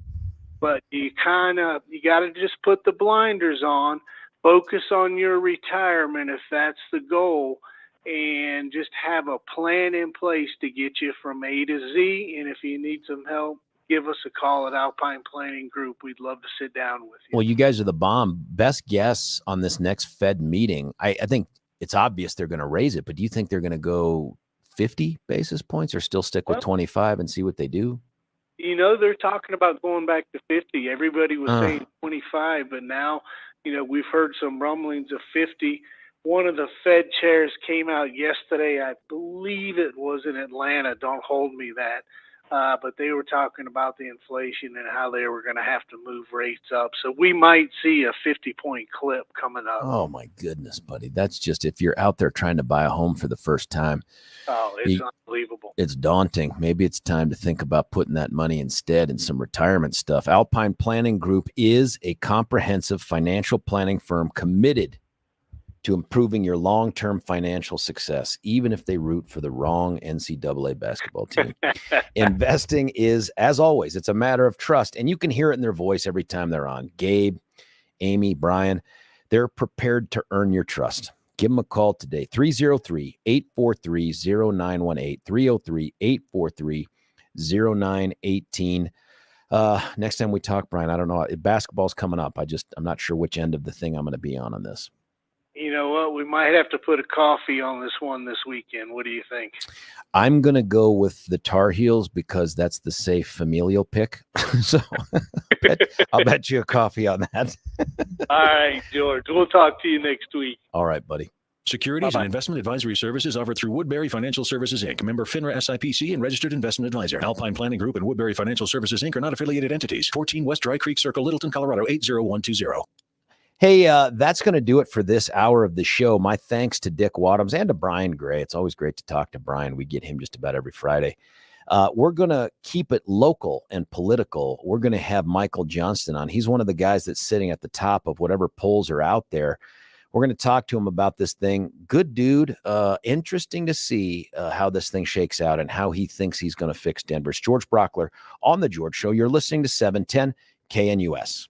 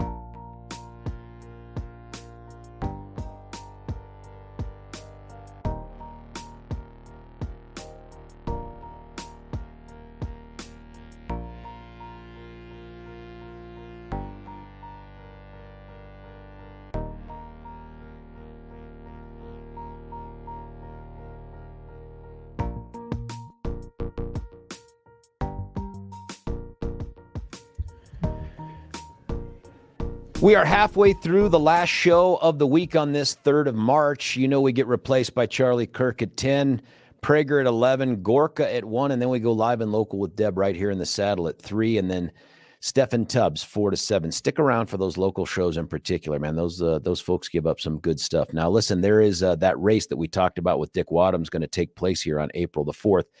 That's a month from tomorrow. That's just to find out who the final two are going to be in running for mayor. There are, at last count, several hundred people running for mayor. We have one of them on the line with us right now. It's Michael Johnston. Sir, how are you? I'm doing great. Thanks, George. Thanks for having me. Thanks for coming back on, too. Since we talked to you last, there have been several debates that have taken place, forums in different settings. I don't know of any one, and maybe I missed this, where all 17 were there. And I think that's a function of the size of the field and the fact that some of these outlets, whether it's PBS 12 or 9 News or whatever, are trying to find ways to thin the field to folks who may be, for lack of a better term, my use of the word, more legitimate or more likely to have made it to that final two. First off, tell us your perception of how the race has developed since the last time we had you on. I don't know, it was a month ago, some time ago. Yeah, I mean, I do think that, actually you would appreciate, because last night we did one on local station 8, which was actually 21 candidates. So it was all 17 of us plus 3 or 4 write-in candidates. So there are still some pretty large groups. But I think that as people start to pay more and more attention, I think that the field is narrowing of candidates who have a viable path to be able to build a broad enough coalition to win. And so we feel very good about our path there, both in terms of the breadth of the coalition, the number of Denver donors that have come in to support us, the number of volunteers. Obviously, there's a new poll out last night that 9 News released that has us in first place, tied for first place. And so I think momentum is going well for us. As we know, people are going to really start waking up in the next 30 days to the fact that there's this mayor's election coming, because people are used to elections being in November. So it's always a bit of an awakening when they say, oh, wait, this is going to happen in April. So we know people are just starting to focus on it. And we'll get to the poll thing. When you've been out and about talking to folks and doing these forums, I know that the media says that the top 2 issues are crime and homelessness. Is that what you're seeing and hearing out there? I am hearing that overwhelmingly, together with affordable housing. Obviously, I would say homelessness and affordable housing and crime are always the first 3 questions I tend to get in every town hall in any part of the city, any time of the day. When let's just take each one of them then. In terms of the crime part of this thing, man, there's some pretty varied opinions coming out of the candidates, including some which you have just identified through this poll are sitting atop of this 9 News Gazette poll, where it has you, Lisa Calderon, and Kelly sitting at 5% each. I don't think you share the same opinion about public safety that Lisa does. What are you telling folks out there to try to win the day?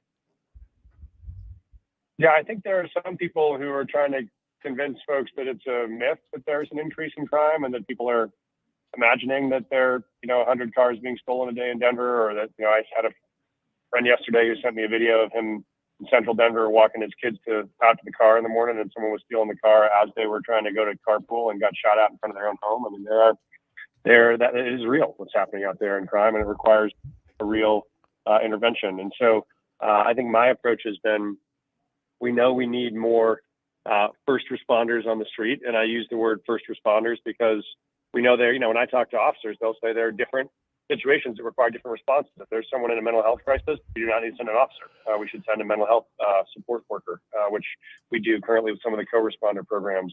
If there's someone who's at risk of an overdose, we should send an EMT or a paramedic, not an officer, because that also helps triage the ability for officers to respond to the stuff that is much higher risk. And right now, the challenge is there aren't enough officers to do that. And so I'd put about 200 more first responders onto the street, including a lot more officers, and including that means back to the old school version of what we used to call community policing, which is officers that are actually out walking beats in neighborhoods, talking to business owners, talking to residents. What I hear, especially from business leaders downtown, is they really want to see visible officers that they have relationships with, who can check in on 4 blocks of downtown every single day, and they know who the officers are, know who's got that beat, know who to call. Too often now, if they call, they're either put on hold or they say that they can't respond, so they don't have capacity. And I think that's really adding to the environment of the lack of safety. We're talking with Michael Johnston. He is a candidate for mayor, and according to this poll that 9 News and the Gazette have done, he's one of the top 3. But let's put that in perspective. That's not like you 3 are running away with the race, and I think that's to be expected when you have 3,000 people running for mayor. You 3 are sitting at 5%. Then there's some at 4% and some at 3%. Margin of error of 4.9%. With, I can't remember, it was some huge percentage of undecided. This thing has not yet settled. And when we talk about crime, it seems to me the disparate answers are stark. And I will take Lisa's position just because I just spoke with her. And if I misstated, someone can correct me. I mean, she has come out and said that there's no universe in which she's going to increase the budget of the Denver Police Department. She has not said that she would cut it. She just says, I will not increase it. And she has pointed to the fact that 40% of the general fund goes towards the police and public safety, and only 4% goes to housing. And that gets us to the housing thing. Would you divert public safety funds to housing, or do you think there's a way to spend more on housing? I should just ask you, what the hell is your plan for housing, man? What are you going to do about that? Yeah, I mean, so I would not divert funds from public safety to housing, and I do know we needed additional funding on housing, and that was why I spent, the last 2 years working on building this statewide coalition of 260 organizations that came together to pass Proposition 123 last year, which provides permanent, stable funding for housing. So that'll put about $50 million a year every year into Denver to support housing. So we will have, thanks to that, the resources we need to dedicate to housing. I've come out to say that I'll build 25,000 new permanently affordable units and fast track and cut the red tape so that we actually get permitting to go faster. So it's a 90-day approval process for permits, not the 18 months to 24 months people are waiting now. So I do think we have to take an aggressive stand on housing, but it doesn't have to come at the cost of sacrificing public safety. Look, as a quick aside, Michael, forgive me for this. Alex Murdaugh was just sentenced, as we're sitting here talking, you and I, to 2 consecutive life sentences for the murder of his wife and his son. That's kind of what we predicted to have happen here. The only other connection I would say is, if so that folks understand sort of what your insider knowledge of the law enforcement game is too, your wife is a long-term prosecutor in Denver as well. So you've had an opportunity to kind of live with crime at a different level. I do. Yeah. I mean, you know this, but yeah, my wife's the one that gets a call at 2 o'clock in the morning when there's been a murder in Denver, and she's got to go out and go to the scene on weeks when she's on call. And so, we've been seeing this firsthand for the last 3 years, this wave, and we've been seeing it coming, I think, long before it became a media focus, because we just knew the volume of what she was seeing and the severity of what she was seeing was getting more and more intense all the way through. And she was the chief of juvenile division for 5 years. We saw more and more juvenile crime has been increasing, and that has obviously manifested itself with real tragedy, even just this last 2 weeks at East High School. And so we know that problem is real, and one we got to really focus on. Now, I don't want to put you in a weird way with your wife's employer here, but man, you are running for mayor. What do you do about the PR bonds and the low bonds to these folks that keep getting drug into court on different charges, including repeat offenders, on car theft and other stuff? There have been multiple stories. I think Tony Kovaleski's done them. Sean Boyd has done them. What do you do about that as mayor, if anything? How can you impact that? And maybe the first question is, do you think that's a big deal? Do you think that's having an impact on crime in Denver? Yeah, I do think it is. And I think I'll talk a little about, I think part of this is certainly prevention. Part of this is early intervention. As you know, part of this is around getting people access to services they need, which I'll talk about. But I also think part of it is about common sense consequences for crime. And I think that when we dropped auto theft down to a misdemeanor for certain levels of vehicles, I happen to drive a vehicle in that threshold, and I think that I declared open season on people to steal cars from folks that are working class Denverites. And so I think that auto theft should be a felony. We know folks that are involved in criminal activity are smart. They know the rules. They pay attention. And so I think that was the wrong decision. I think that auto theft should be a felony. We should push to restore that. I think the same was true with the decriminalization of fentanyl. We know that we saw California do it. We followed the same path and got the same results, which was 400% increase in fentanyl deaths. What do you think about this fact that we've still left up? One, we haven't really changed it from the law before. We've dropped it down on paper to still the 1 gram of fentanyl, but we have said that unless they know that it has fentanyl in it, that 2 to 4 isn't real either. What do you think the state should be doing with that fentanyl law?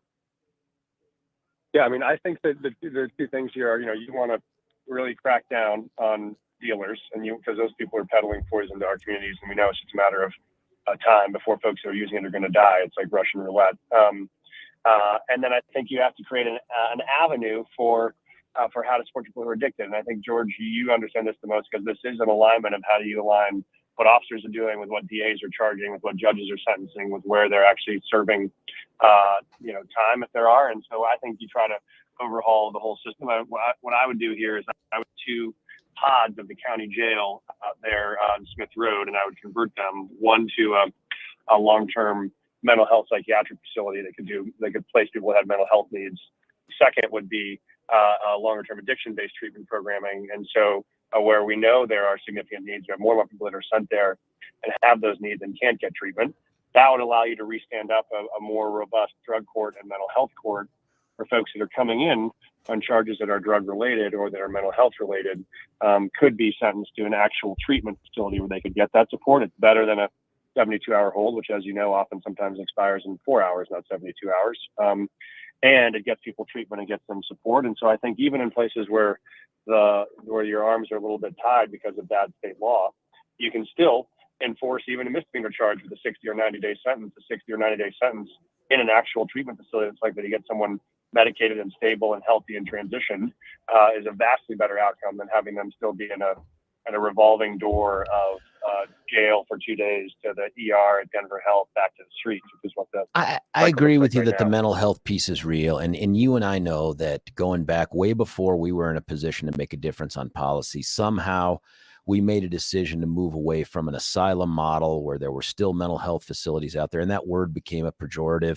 And we just decided, what the hell, we'll just allow them to be on the streets until they do something that gets them in jail. And then we'll let the jail figure it out, which is not only wrong to try to address it long term, it's not justice either. So I agree with you on that. But I want to get back to the fentanyl thing. Do you think Denver would be better served if the state made possession of any amount of fentanyl a felony? Period. Yeah. So I think I've supported the 1 to 4 grams as a possession as a felony, because I do think that's how you get people into treatment. The reason why drug court worked in the past is if you were facing a felony charge, your choice was between going to prison or going to treatment. And in those cases, people choose treatment. I have addicts in my family. I'm sure you do in yours. People don't often just wake up on a Monday morning and say, I'm going to get well today. They got to have some incentive to do that. And what happens now is, this is why our officers are so frustrated, is you ticket someone, you bring them in, and now the option is, do you want to go to treatment, or do you just want to go back out on the street and keep using? And if you're an addict, you're going to choose number 2 every time. And so I think unintended consequences where people didn't realize they were going to collapse the best structure that existed to help people get healthy, which was getting them into actual treatment. And that was what drug court did. And I think the purpose here is not to have people sit in prison for a long time. No. The purpose is to get them an incentive to get into treatment. And I know you've been to these, but I never cried so hard as I do at a drug court graduation. I mean, you go and see folks who have turned their entire lives around. They were on the streets for 10 years. Now they got their kids back for the first time. They got a job back. They feel a sense of power and success. Right. That's what we're in this for. But we unintentionally destroyed that by changing the law. Listen, I agree with you. I don't want to take up a single bed with just an addict. That doesn't make any sense on every level. And you're right. Those drug treatment courts, when they're successful, and you and I also know this, that's hard. They're not always successful. Those are great stories. But along those lines, then, right now, there's this safe injection site bill that has been debated. It has made it, I think, out of the House in the legislature. And the legislature like nobody's business, man. You served there as a state senator for a while. Do you want to see Denver have an option for the safe injection site? And if so, what do you think Denver ought to do, yay or nay to it? And whose yard is it going to be in? Yeah, I've not supported the idea of safe injection sites as the right next step. And I don't think that solves immediately the problem. I haven't seen data that shows that people that go to safe injection sites are more likely to get treatment and get healthy. So that's not been a priority for me. I would not do that. I think what we do want to do is actually get treatment options up and running, which would include both outpatient treatment options that could be stronger before anyone has any criminal involvement, and also more beds and availability for people that do have criminal involvement. I think we can do both, but I don't think safe injection sites are the right next step for the city. We're talking with Mike Johnston. He is one of the front runners for mayor in Denver. Let's talk homelessness if we can. Are you a housing first guy, or what do you think the solution is for Denver? And by the way, man, if you can crack this nut, you are a wizard, because the mayors that have come before you have seemed to have no impact on homelessness. It just keeps getting worse. Yeah, I do. The good news is I do actually believe this problem can be solved. And I think it's not any disparagement of people who have tried before. It's just that we've learned more over the last 10 years, what works and what doesn't. And I traveled the country for about 2 years visiting cities that were taking this on and trying to figure out what was working with them. And I think there are three things we found that do really work. One is, yes, you do need to provide people access to transitional housing, to something like either tiny homes or hotel conversions. What I would do is build these micro communities of tiny homes, 40 to 50 tiny homes. The reason why you do that is you can put them on small half-acre sites around the city. But importantly, you then on those sites can offer the same wraparound services we're talking about. You can do addiction treatment, you can do mental health support, you can do workforce training, help people get back up on their feet. And the benefit is it's actually much cheaper to provide services that way, because right now we're chasing 1,400 people around the street every night, trying to find them one day to the next, offer them mental health support. Very hard to do that. The other reason why this works, and I think why we've failed unintentionally, is a lot of people have said, oh, well, you have to, this is what San Francisco is doing. You got to build every person who's unhoused a single family home. Well, that takes $500,000 in 3 years. And we don't have the resources or the time to do that. No way. And the other thing that people misunderstand when you try to do that is that's not the way community works for people that are unhoused. If you're living in an encampment with 8 other people, those by definition are the last 8 people you got left. If you had a cousin whose couch you could crash on, you'd be there. And so when you come to that encampment of 8 and say, hey, does one of you want to take a unit 8 miles across town? They either say no, or they don't successfully make it when they go there. The idea of the micro communities is you can open one of these little communities with 40 tiny homes. You can then go to 2 or 3 encampments and move all of those as a community to a new community. People take that offer overwhelmingly, and they succeed overwhelmingly. We did a partnership on this with Colorado Coalition for the Homeless. This one was a hotel conversion. 300 people we placed into that. And a year later, 86% of them were still housed. And even more exciting. Still housed in that place, or Mike, they moved on and they've got housing through someone else? One or the other. Some of the ones like hotel conversions, those can be longer term placements because you got a sink, you got a bathroom, sometimes you have a kitchenette. So those could be almost like micro units. But for the tiny homes, yes, your plan is to transition out to a more permanent housing. But usually what we know is it takes the time to, get stable and safe, like Maslow's triangle, get stable and safe, have your own place with a key, be able to get yourself on, successfully treated for addiction or mental health if that's the need, get into a job, get started on the job, get a couple months of income, apply for housing, get placed in housing, right? Housing's hard to find in Denver, so that can take a while. It's expensive too, by the way. Data's been, yeah, way too expensive. That ties into you got to build the affordable unit side. But I think that there's also good data in some of these that often, you got 20% of them getting back employed almost every month. And so there's also a good path, 6-9 months, people that don't have serious physical disabilities or others can get back into the workforce in a way that's promising. And so there is a path, I think, to get people really back into healthy outcomes. And so I'm really convinced we can do this. And it's a combination of learning from what other cities have done and from what we've tried and been successful in some places. There are some very good pilots going in Denver and places where we haven't succeeded. But no, this is going to be my top issue, and I'm very convinced. But if you can crack this nut, man, you could be the king of the world, frankly, if you can figure out this homelessness thing, because no one else has. Let me ask you this. We spent as a station last week down in El Paso looking at the border situation.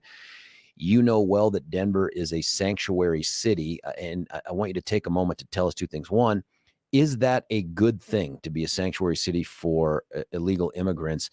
And 2, what impact do you think it has had on crime in Denver? You bet. And so, this may be one on which we differ some, but I do think it's a real benefit for Denver to be a welcoming city for immigrants. As you know, I used to run a school that had a lot of kids who were undocumented who were fighting hard to make their way to college and want to get jobs and want to be employed. And we wanted to make that possible for them. I think that there is a way to do that. And the irony is a lot of the folks that come here, what they want most to do is to work. They're trying to get access to a job. The challenge is we have a current immigration system. I'll tell you, George, when that first wave of migrants landed, the most frequent calls I got were from CEOs saying, hey, how can I hire these people? Because I'm understaffed by 20 people. I need people right now. Listen, and I don't want to to blur the line between the legal immigrants, even if you end up having questions about our current, refugee status and all that stuff. I want to stick with the illegal thing, but don't you struggle? I know you're a law and order guy, and I know that your wife is too. Don't you struggle with the idea that these are people for whatever altruistic reasons they have? I want to take care of my family. I want to find a way to better life. I'm coming from a dumpy country, whatever it is. Don't you struggle with the idea that we're going to say, hey, your first act of coming in this country was to break our laws. Now we want to embrace you and help you. Doesn't that bother you? And I'm asking that just you to me. It's weird. No, I appreciate that. I mean, for me, it is a different, for me, it's a manifestation of a very broken immigration system, right? Because we know we have demand for 2 million more workers in this country. Of course, the system's broken, but so what? We should be able to be offering those people access to work. We're not. And they know they want to work. They know we need them to work. And so they're breaking the rule because we can't get out of the way to fix the rule. Is that okay? Is that okay?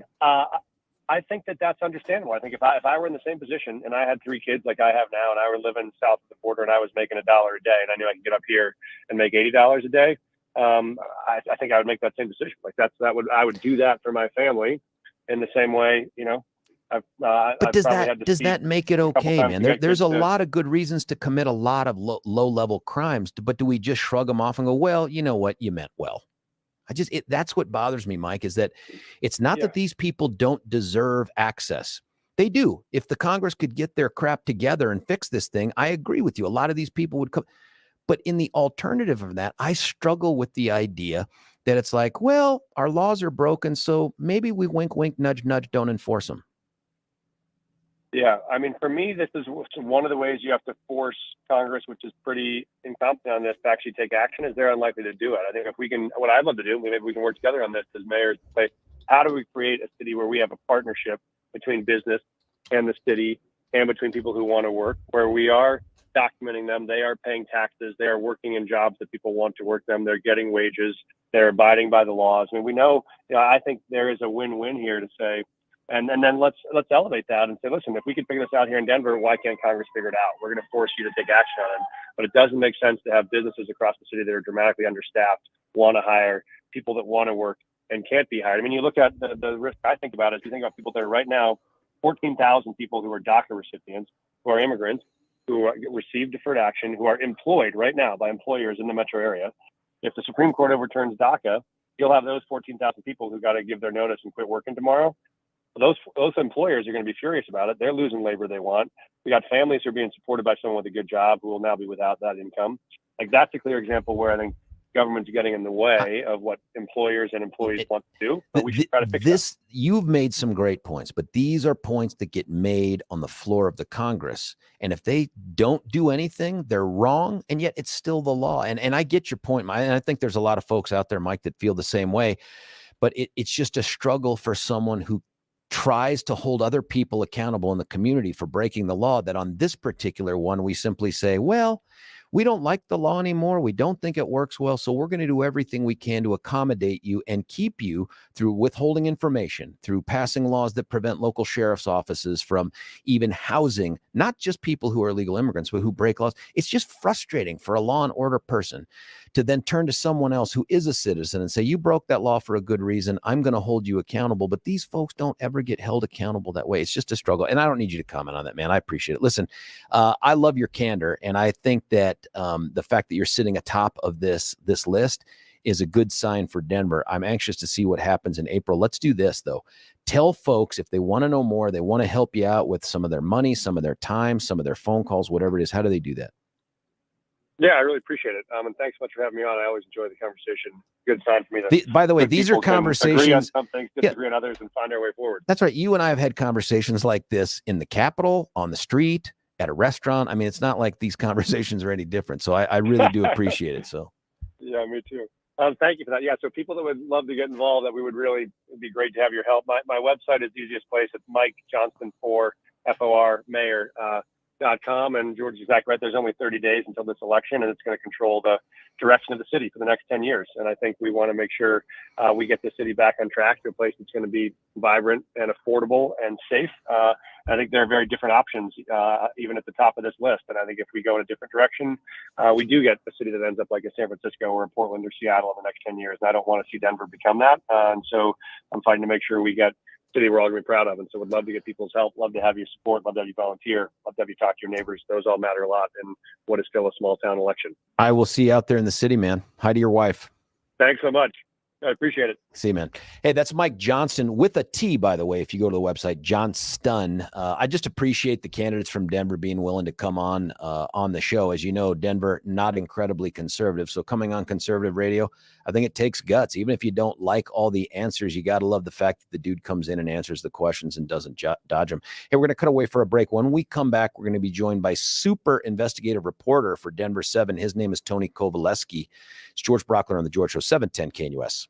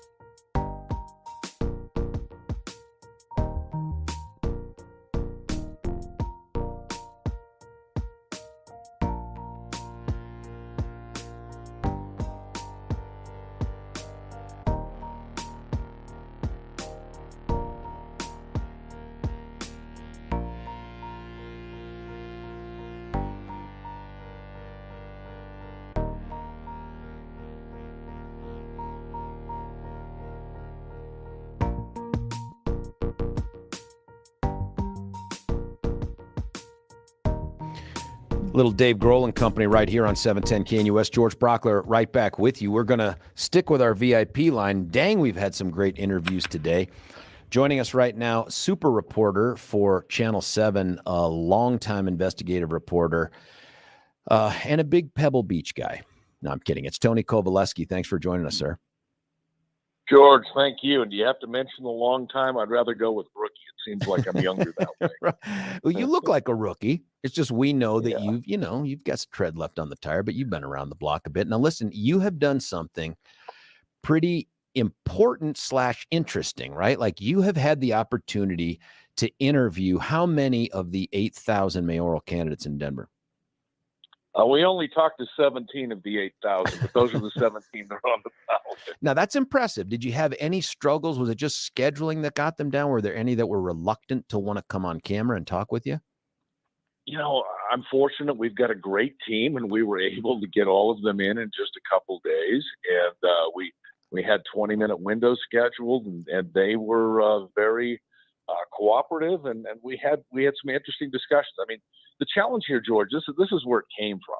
I mean, how do we provide an avenue for people to kind of make their decision? This is a critical vote. You Huge. could argue that the mayor of Denver is the second most powerful seat in the state, and there are some that can say it is the most powerful with the number of appointments and the decision making and the dollars involved directly to the mayor. So it's a big decision, and now we have 17 people running in a race where the voters of Denver said we're going to help the candidates That's crazy, by giving yeah. a 9-to-1 match. I mean, it's fascinating on many fronts. Did you now listen? Another station made the decision to not include certain candidates because they hadn't, and maybe it was the format of the debate, because they hadn't agreed to take those matching funds, or they hadn't taken those matching funds. Did that even enter Haven't into? qualified.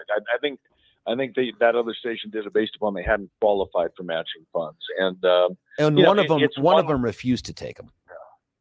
Yeah, it's one way of segregating, but we felt if they were on the ballot, that voters should have an opportunity to kind of understand who they are. And our questioning, if you go to denver7.com, our questioning was consistent with all 17. We wanted to talk politics, but we also wanted to give voters kind of a behind the curtain look at who these people are. What do they do for fun?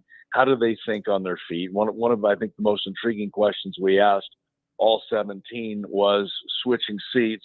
If you could ask one candidate one question, who's the candidate and what would it be? Oh, And that threw some of them for a loop. They go, I want to ask all candidates. And I pushed them, and I said, no, here's the opportunity. One candidate, one question. And it gives you an opportunity to see what that candidate is thinking about, maybe who they see as the front runner, or maybe something that a candidate has said that needs to be challenged. So it was very, very Tony, eye-opening. was there one candidate who seemed to draw more of the fire from the others? Like, I'd like to ask so-and-so about, was there one candidate who's like, and usually it's probably one of the front runners or perceived front runners. Well, that's what I thought going in, George. It was kind of spread around to multiple candidates, and that surprised me, but it also didn't, because we did these interviews about 3 weeks ago, and I still think it was very early. The gloves hadn't come off yet.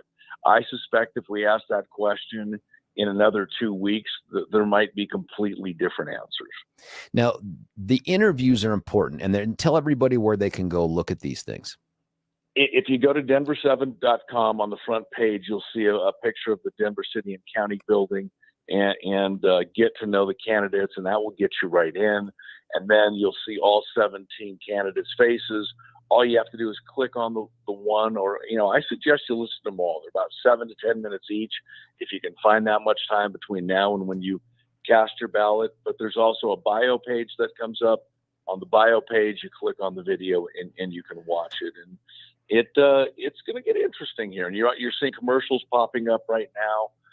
We talked a little bit earlier, George, about that money that's available, that 9-to-1 match that Denver voters said they wanted to make available. It's an $8 million fund.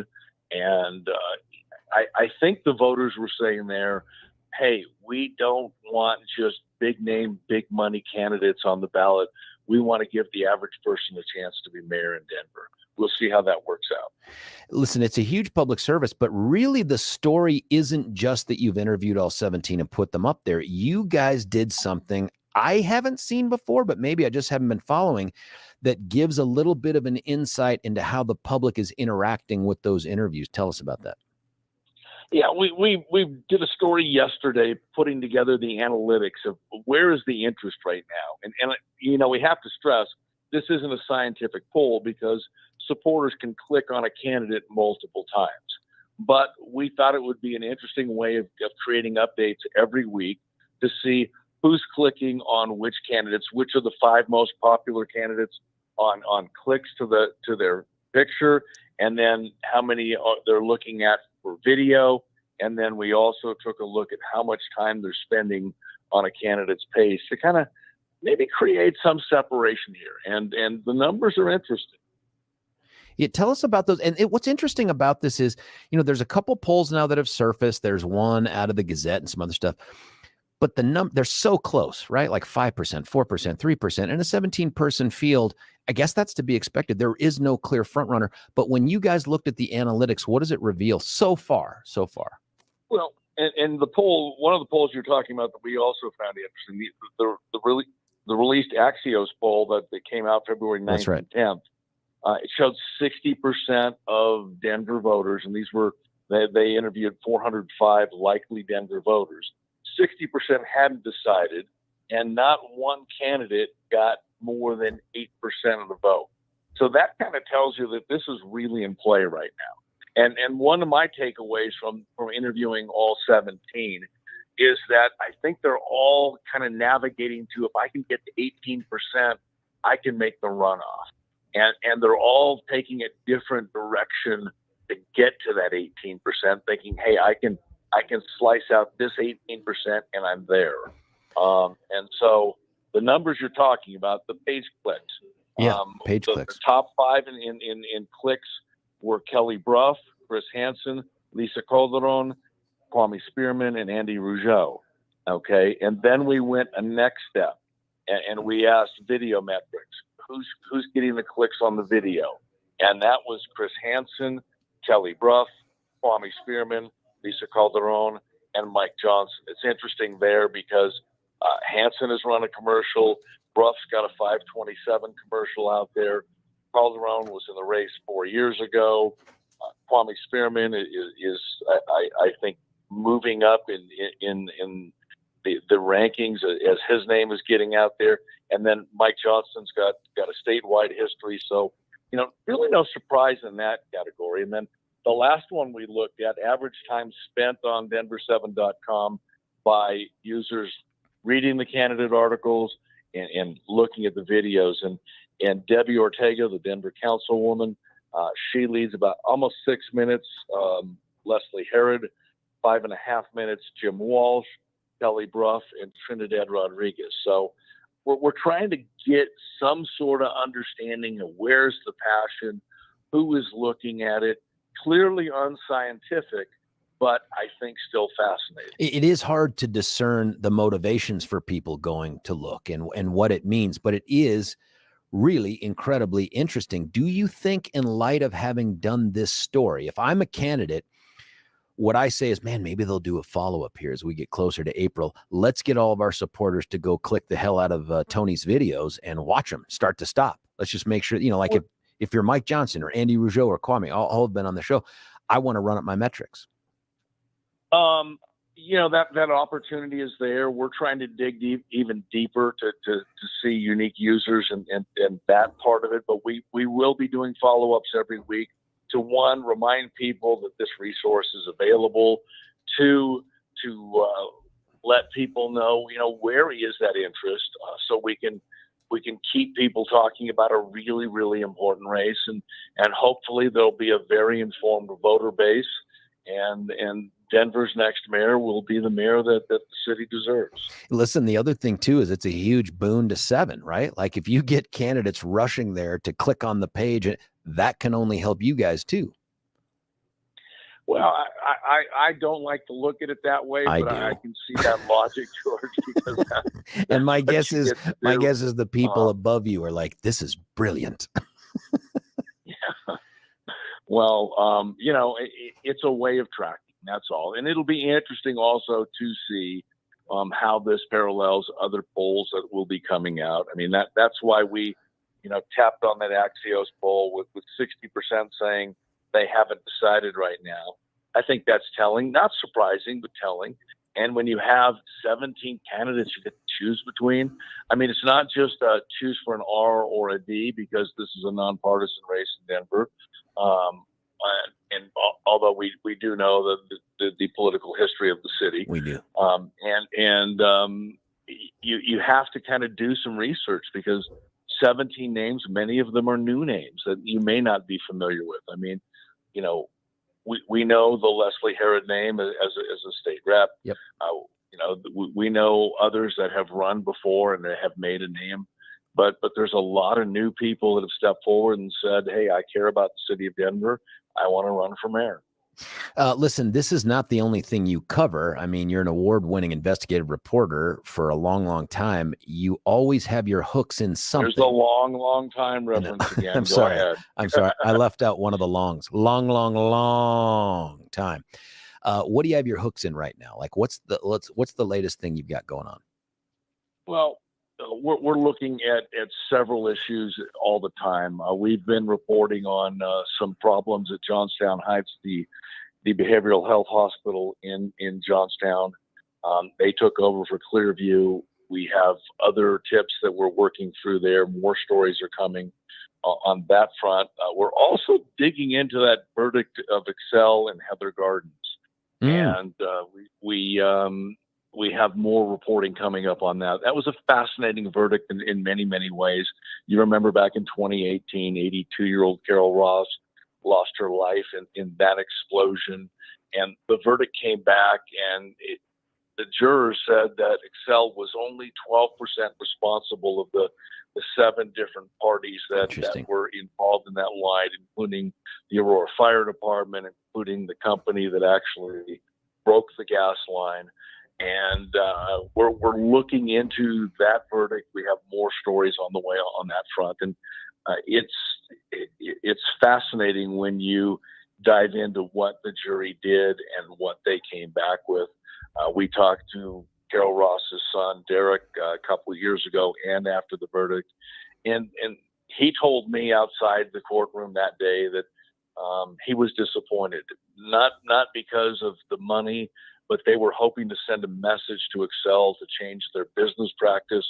And he felt that the verdict of the jury that day did not send that message. So we're diving into it more. And I think it's an important issue for our community. And that's why we're looking at it. Fantastic stuff. And they can always check you out, of course, at night on 7, but also on the website for Denver 7 News. One last thing as I let you go, Tony, it appears to me that I have been on the Peloton more than you have recently. Are you okay? You know what? You have the ability to do those metrics too. No, I had knee surgery last June, and I have been very slow to go back down that road until I'm sure I'm 100%. I'm working out in other ways, but I've been a little light on the Peloton.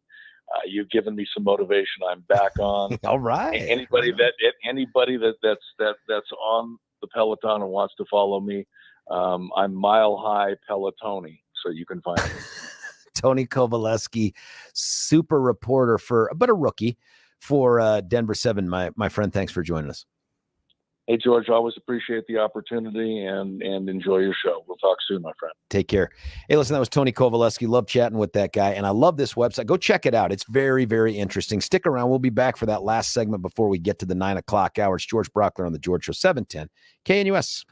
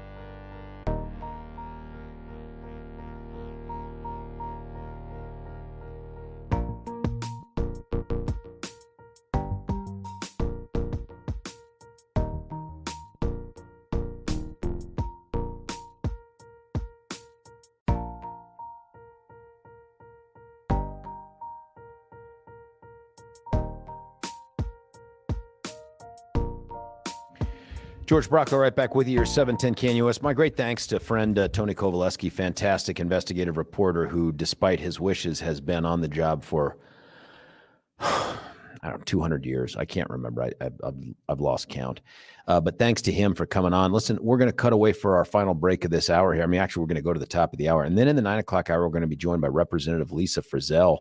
She's going to talk to us about something called the Fair Workweek Employment Standards. Just the name sends a tingle up your leg. It sounds like it could be nothing but great stuff. And it seeks to do so many things for workers.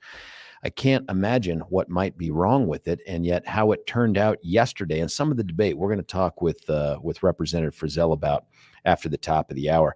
I am anxious, by the way, to see what happens in this Tina Peters case. And you should know that while they're deliberating, and the jury's deliberating again right now, we are continuing to monitor that Sentinel webpage to see if we can't come up with it. If you find out before we do, let us know. Love to have the conversation with you. Now, stick around. After Representative Frizell's gone, I want to have conversations with you about another legislative issue that has taken place in Florida. It's George Brockler on The George Show, 710 KNUS.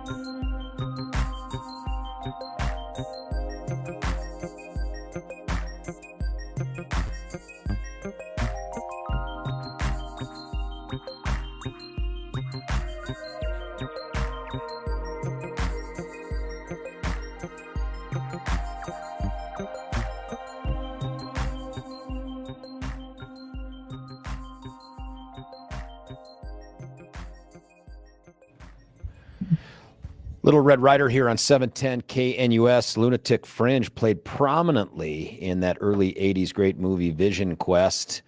If you haven't had a chance to watch that, you should. It's just a good flick, man. It takes you back to the 80s. We are going to stay live and local right now by going to a friend of the show, friend of mine, also fantastic representative from the great county of Douglas, Lisa Frizell. Representative Frizell, thanks for joining us. Hey, thank you, George. Good morning. How are you? I'm living the dream. I wanted to have you on specifically to talk about House Bill 1118, which has a super sweet title, which is Fair Workweek Employment Standards. Just based off the title, I don't know how there could be anything bad about it. Do us a favor, if you would. Would you set out what that bill seeks to do or sought to do? Yeah, sure, George. You know, I just want to point out that ironically enough, today is Zoo Day here at the Capitol. Boy, that's what it is. So anyway, getting Hold back on. to 1118. Elephants and donkeys inside there? You know, parading around? No. We have like some reptiles and birds and lots of slithering going on. Watch it. Well, that doesn't mean it's Zoo Day. That's just the legislature. Let me know if you guys are running the risk of any avian flu. Because I will. I'm keeping my distance. Anyway, so 1118, as it was introduced, created the most restrictive scheduling laws in the entire country, and it is just such a bad anti-business bill.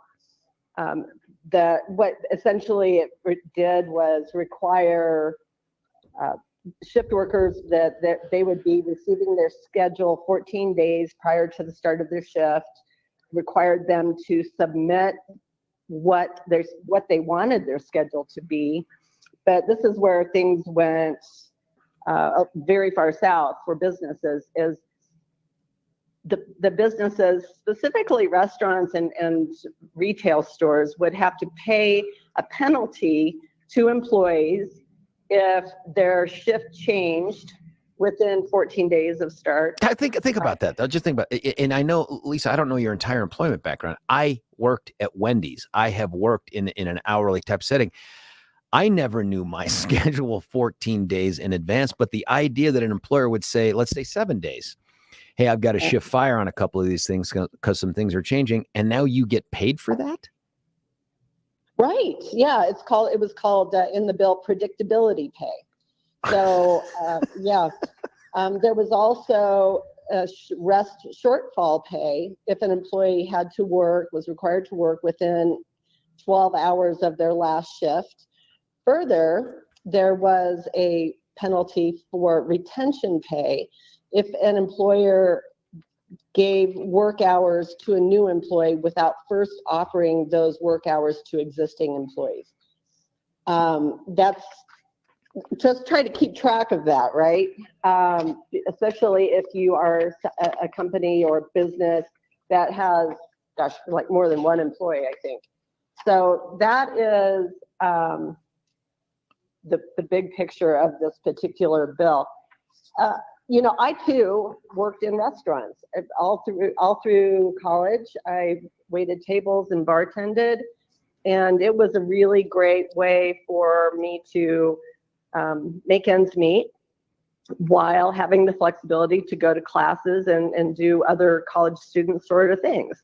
So you're absolutely right. It really, what we heard from testimony, restaurant workers don't want this for the most part because they like that flexibility. I think the other thing too, and again, this is part of an overreach that we have seen, not just this session, but going on for years now. One, this idea where people who aren't business owners know best how to tell business owners to run their business, but two, making it harder and harder for someone to say, I want to start a business in Colorado. I just can't imagine an employer that would say, thank God you passed this. Now I want to open up a restaurant. 100%. The thing that we heard over and over again in testimony, and oh, by the way, we heard the testimony on this bill, the testimony was 2 weeks ago, went on for almost 7 hours. It was extensive. And we heard from restaurant owners who would be impacted by this. Further, restaurant owners that had been looking at expanding their business, maybe opening up another restaurant somewhere in another location. And they were saying, I'm rethinking that plan. I don't know that I want to grow my business in Colorado. This business climate is not where it needs to be. Do you remember how this provision worked? I'm reading it off the synopsis. Minimum weekly pay in an amount that corresponds to 15% of the average weekly hours indicated on the employee's anticipated work plan paid at the greater of the employee's regular rate of pay or minimum wage, regardless of whether the employee works such hours. What was that?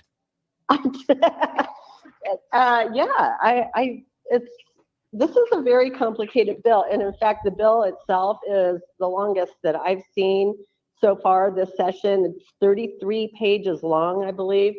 And it is very complicated. It is taking what should be a pretty straightforward employee-employer relationship and making it so complicated that it is just onerous for the business. This was treated by the sponsors as a worker rights bill. Now, I know Representative Sirota, nobody's going to mistake that name for anyone on the right side of the ideological spectrum, incredibly left, but so are the other sponsors, including Senator Gonzalez, Gutierrez, all the other folks that Faith Winter that were on this thing.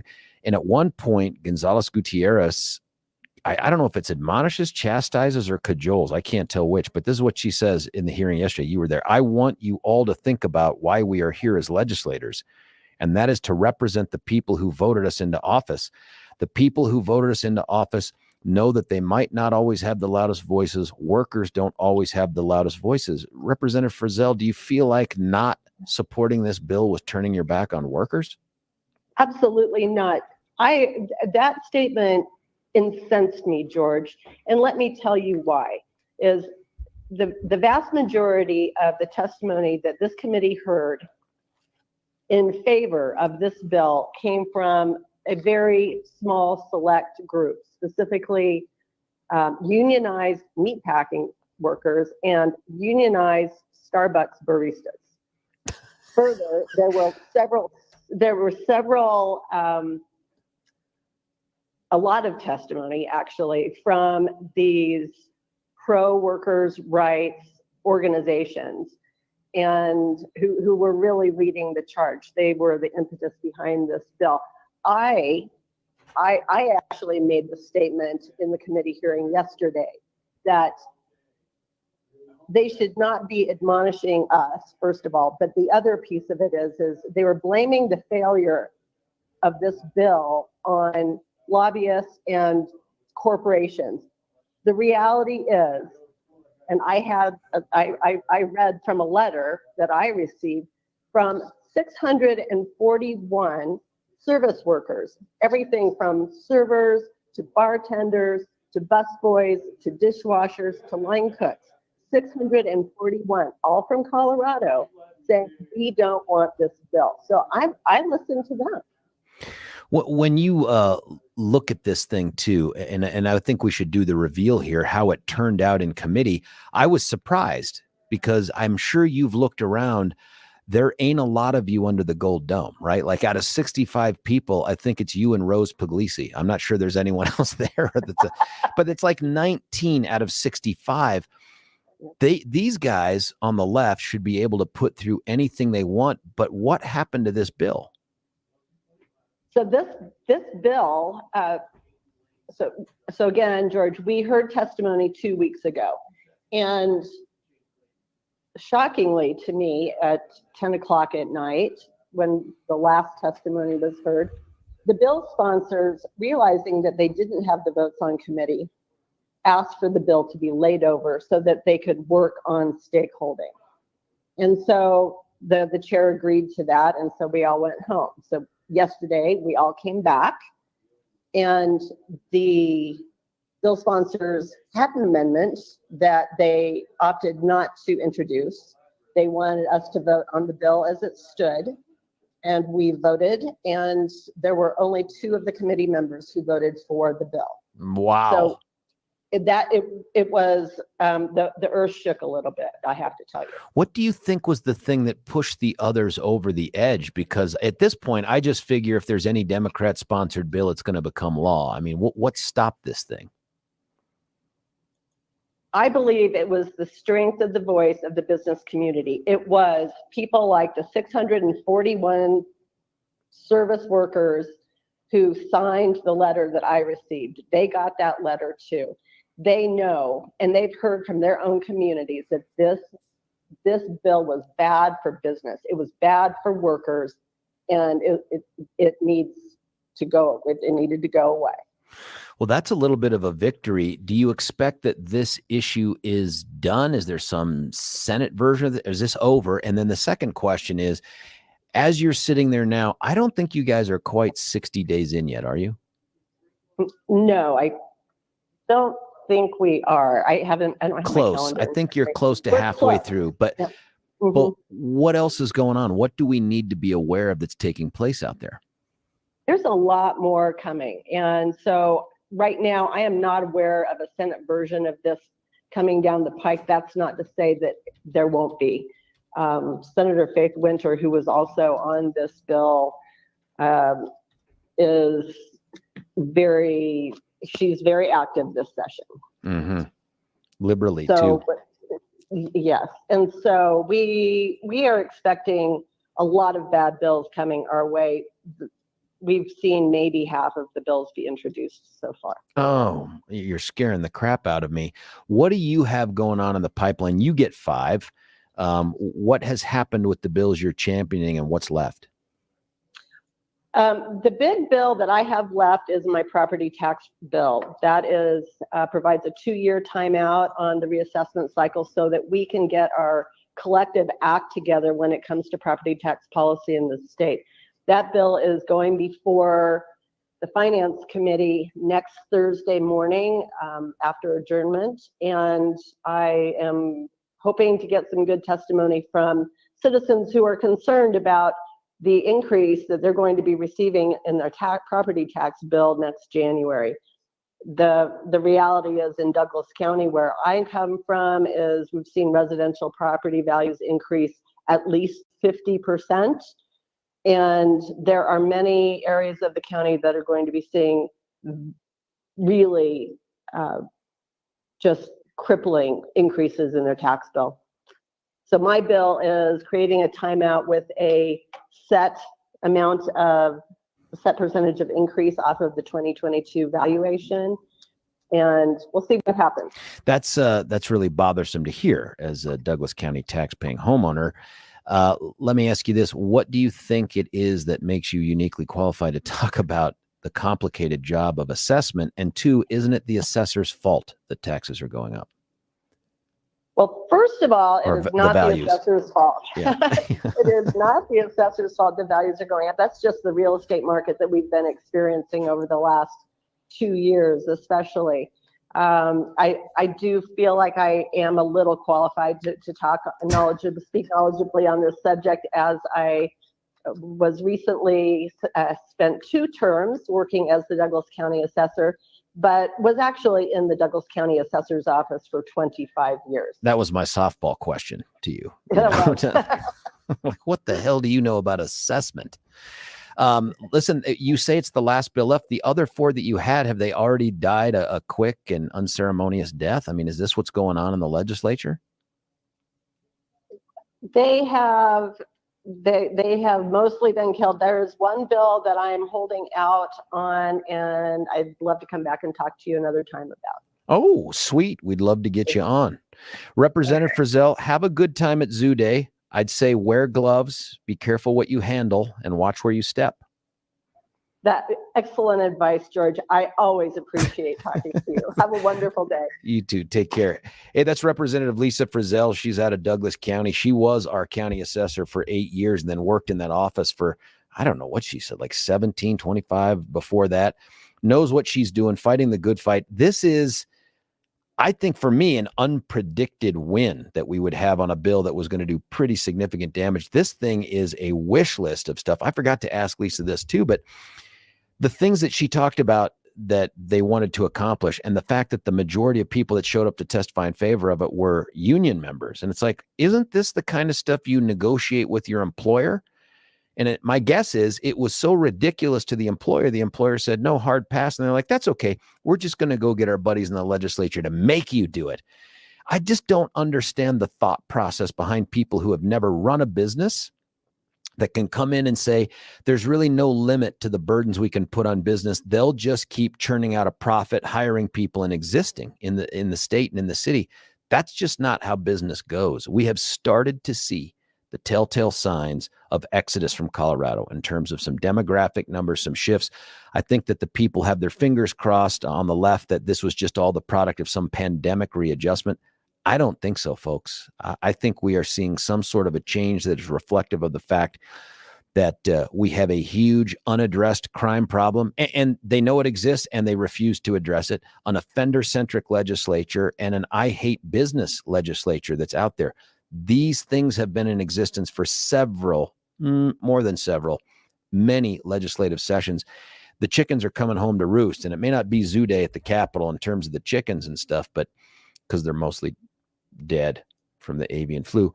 But this is just another example. And I am thrilled, by the way, that the Democrats could be brought around to feel like, you know what, maybe this isn't going to work out. And you know who probably did it? The restaurateurs. I think those are the ones that came forward and said, you will kill us if you do this. And Denverites love their restaurants. And I think that's ultimately what happened there. Something that you might love is the idea that, I don't know if you remember this, when we were talking to Brian Gray from Alpine Planning back in the end of the 7 o'clock hour, he talked about the fact that he thinks that there's a growing consensus, if you will, that the Fed is not just going to raise interest rates, by 25 basis points, but by 50.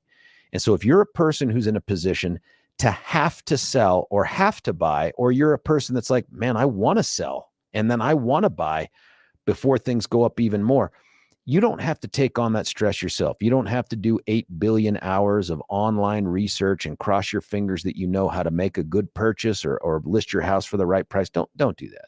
And don't go to the giant mills that do this either. One person to call, one team to call. And that's Gay Rebel with the Empower Home team, Keller Williams. These are folks that have been doing this forever. You know, I sing Gay's praises all the time because she's a good person. Smart person in her head, good person in her heart. And that's the kind of person that I want to do business with. And I think you probably do as well. Now, you can go off of the metrics. You can say, yep, I'd like to go with someone who sells things for $30,000 more on average than other realtors. That's a good reason. Or maybe it's because they sell things faster than the average 43-day turnaround from realtors in the area. Maybe it's because of all the free stuff, just information they offer you at empowerhomefreeworkshops.com. empowerhomefreeworkshops.com. All good reasons to give a call to Gay and the Empower Home team. But the best reason is this: you can trust them. These are people that are out there trying to get you the maximum bucks for your home and get you into that dream home, even in this ongoing competitive environment. That's what they bring to the table. They're not looking to churn and burn. They're looking to maximize the enjoyment that you get out of the new house and the dollars that you get out of the old one.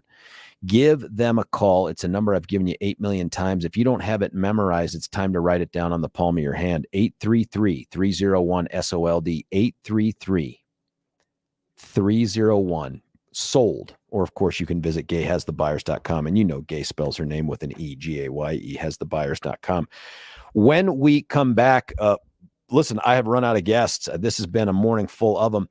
I would love to talk with you about something else that's going on out there in the legislature, not ours, and get your interest on it, your feedback on it. 303-696-1971 is the number. I'll give it to you again when we get into the topic, but you can also hit us with the text, and I'll check the tube text in the break, and we'll go from there. It's George Brockler on The George Show, 710 KNUS.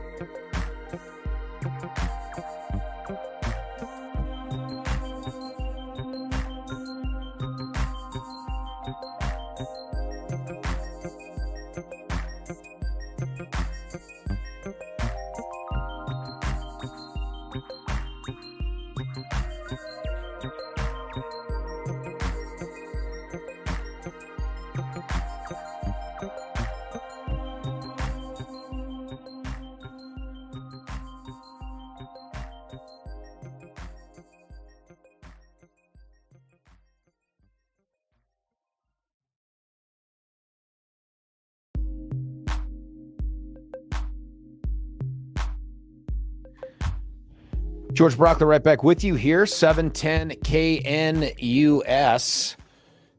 Listen, I wanted to update you on something. I only was able to just sneak in the middle of that interview with Mike Johnston, mayoral candidate out there in Denver, one of the front runners. And that was the news. And we watched a little bit of it take place here off of Fox while it was handled live. And that is that Alex Murdaugh was sentenced to 2 consecutive life sentences for the murder of his 22-year-old son, Paul, and his 52-year-old wife, Maggie. Pretty brutal murders. Each of them shot, I think, multiple times. The really rough one, too, was Paul. He was shot in the chest and then also in the neck and the side of the face. Really tough. I didn't see any of the pictures, but the way they were described and the people's reactions to them, pretty vicious. Not a slam dunk case because there is no confession. There was no DNA or the fingerprints. But I got to tell you, man, the circumstantial evidence was overwhelming, in my opinion. And then you add on that fact that they had that video of him at a place where he lied and said he wasn't in the minutes leading up to the murder. That makes it a little bit easier for the prosecutor. Now, when we talked in the 6 o'clock hour, he had not yet been sentenced. And I told you that the sentencing range was 30 years to life for each. My presumption was that this judge, who is known for being a heavy sentencer, was going to give him 2 consecutive life sentences. That has happened. And so now the next part of the process is the appellate process. Kelly, you found some sound on that? Let's play the sound. This is just within the last 30 minutes.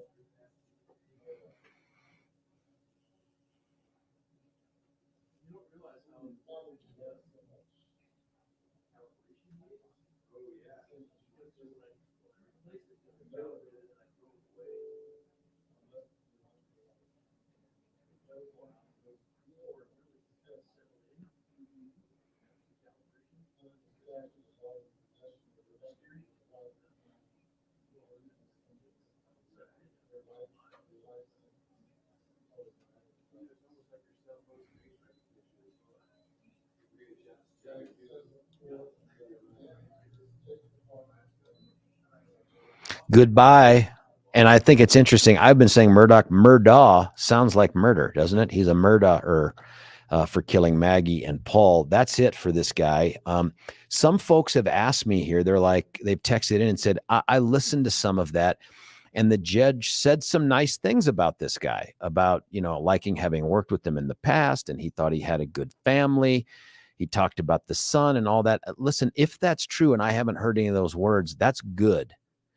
Because one of the potential appellate avenues on any kind of a case, including one that results in a conviction where there's a heavy sentencing, is that the judge hasn't fairly considered all of the evidence aggravating and mitigating. Now, in this particular case, it is statutorily mandated that the guy get 2 consecutive life sentences. So not a lot of room to wiggle there anyway. But when a judge puts on the record some of the nice stuff about folks, like I find this in your favor, I find this as an aggravator, it actually helps for the appellate record. Now, there's no doubt this case is going to be appealed. Nobody with that kind of money, even though it sounds like a lot of it was stolen. Like, I think his firm accused him of stealing somewhere around $10 million from them and clients over a multi-year period of time, and that house of cards was about to crash in on him, and that's part of the motive. This guy is not going to go away without an appeal. Something interesting about this trial, his defense attorney is also apparently an elected state senator from that area. That is a little weird. Now, of course, he expressed disappointment in the case, but honestly, having watched the little that I've done, when I say little, I mean 28-day trial, over 5 weeks of trial, watching the cross-examination, which I thought was really not effective at all. But it doesn't matter because the evidence was there and the jury agreed. I thought the closing wasn't super effective either, but the evidence was there and the jury agreed. And so now everybody gets to feel like they're a champion, that they threw the touchdown pass that won the Super Bowl. I get it. The other case that we're looking for some resolution in is the case out in Grand Junction against Tina Peters. Now, if you didn't listen to the 6 o'clock hour, I just want to give you a recap on this. This stems from Tina being accused of wrongfully video recording proceedings in a courtroom, which you can't do. And there are notes on all the doors, at least all the courtrooms I've been into, that say, hey, no unauthorized recording, got to get permission to the judge. Kind of a big deal. That's why even the big media people have to file for something called a motion for expanded media coverage. And that didn't happen here. When she was called out on it, she denied that the iPad was hers and said that the iPad belonged to somebody named Tammy Bailey. And as it turns out through further investigation, and this ultimately came out in trial, Tammy Bailey was a pseudonym that she used, that she had another one of her great supporters, a guy named Corey, when he set up her phone, and I think her iPad too, a guy named Corey Anderson, huge supporter of hers, huge believer that the Trump election was stolen in 2020. So this isn't some guy with an axe to grind. This is some guy who loves Tina Peters. Testified that, yeah, he helped set all that stuff up with the pseudonym, fake name, Tammy Bailey. And so that's a huge problem. So she's facing obstruction of justice and contempt of court charges. Obstruction of justice, I think at the time, M2, probably punishable by no more than a year. If it's the new M2, God, it's even less than that because they really cut it down to like 120 days. Contempt of court can be up to 6 months. Now, there are 2 kinds of contempt of court.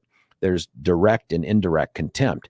If you do something outside the presence of the court, that's like an indirect contempt of court. If you do something in the courtroom to the judge, that is contempt of court. She denied to the judge when asked that iPad was hers. That, I think, is the genesis of the contempt charge. Keep in mind 2 big heavy hitters trying this misdemeanor case. One is the elected DA out in Mesa County. His name's Dan Rubenstein. That dude's real prosecutor, like real career prosecutor. And her attorney, of course, is Harvey Steinberg. He is the attorney to a bunch of Denver Broncos and some other bigwigs that are out there. You may not know Harvey's name, but you'll know a lot of the cases where he represented some folks on, and he is a skilled defense attorney. This is not just some schlep that got hired because he knew somebody. That's not it at all. This dude is a real-time defense attorney, and he gets real results for his clients.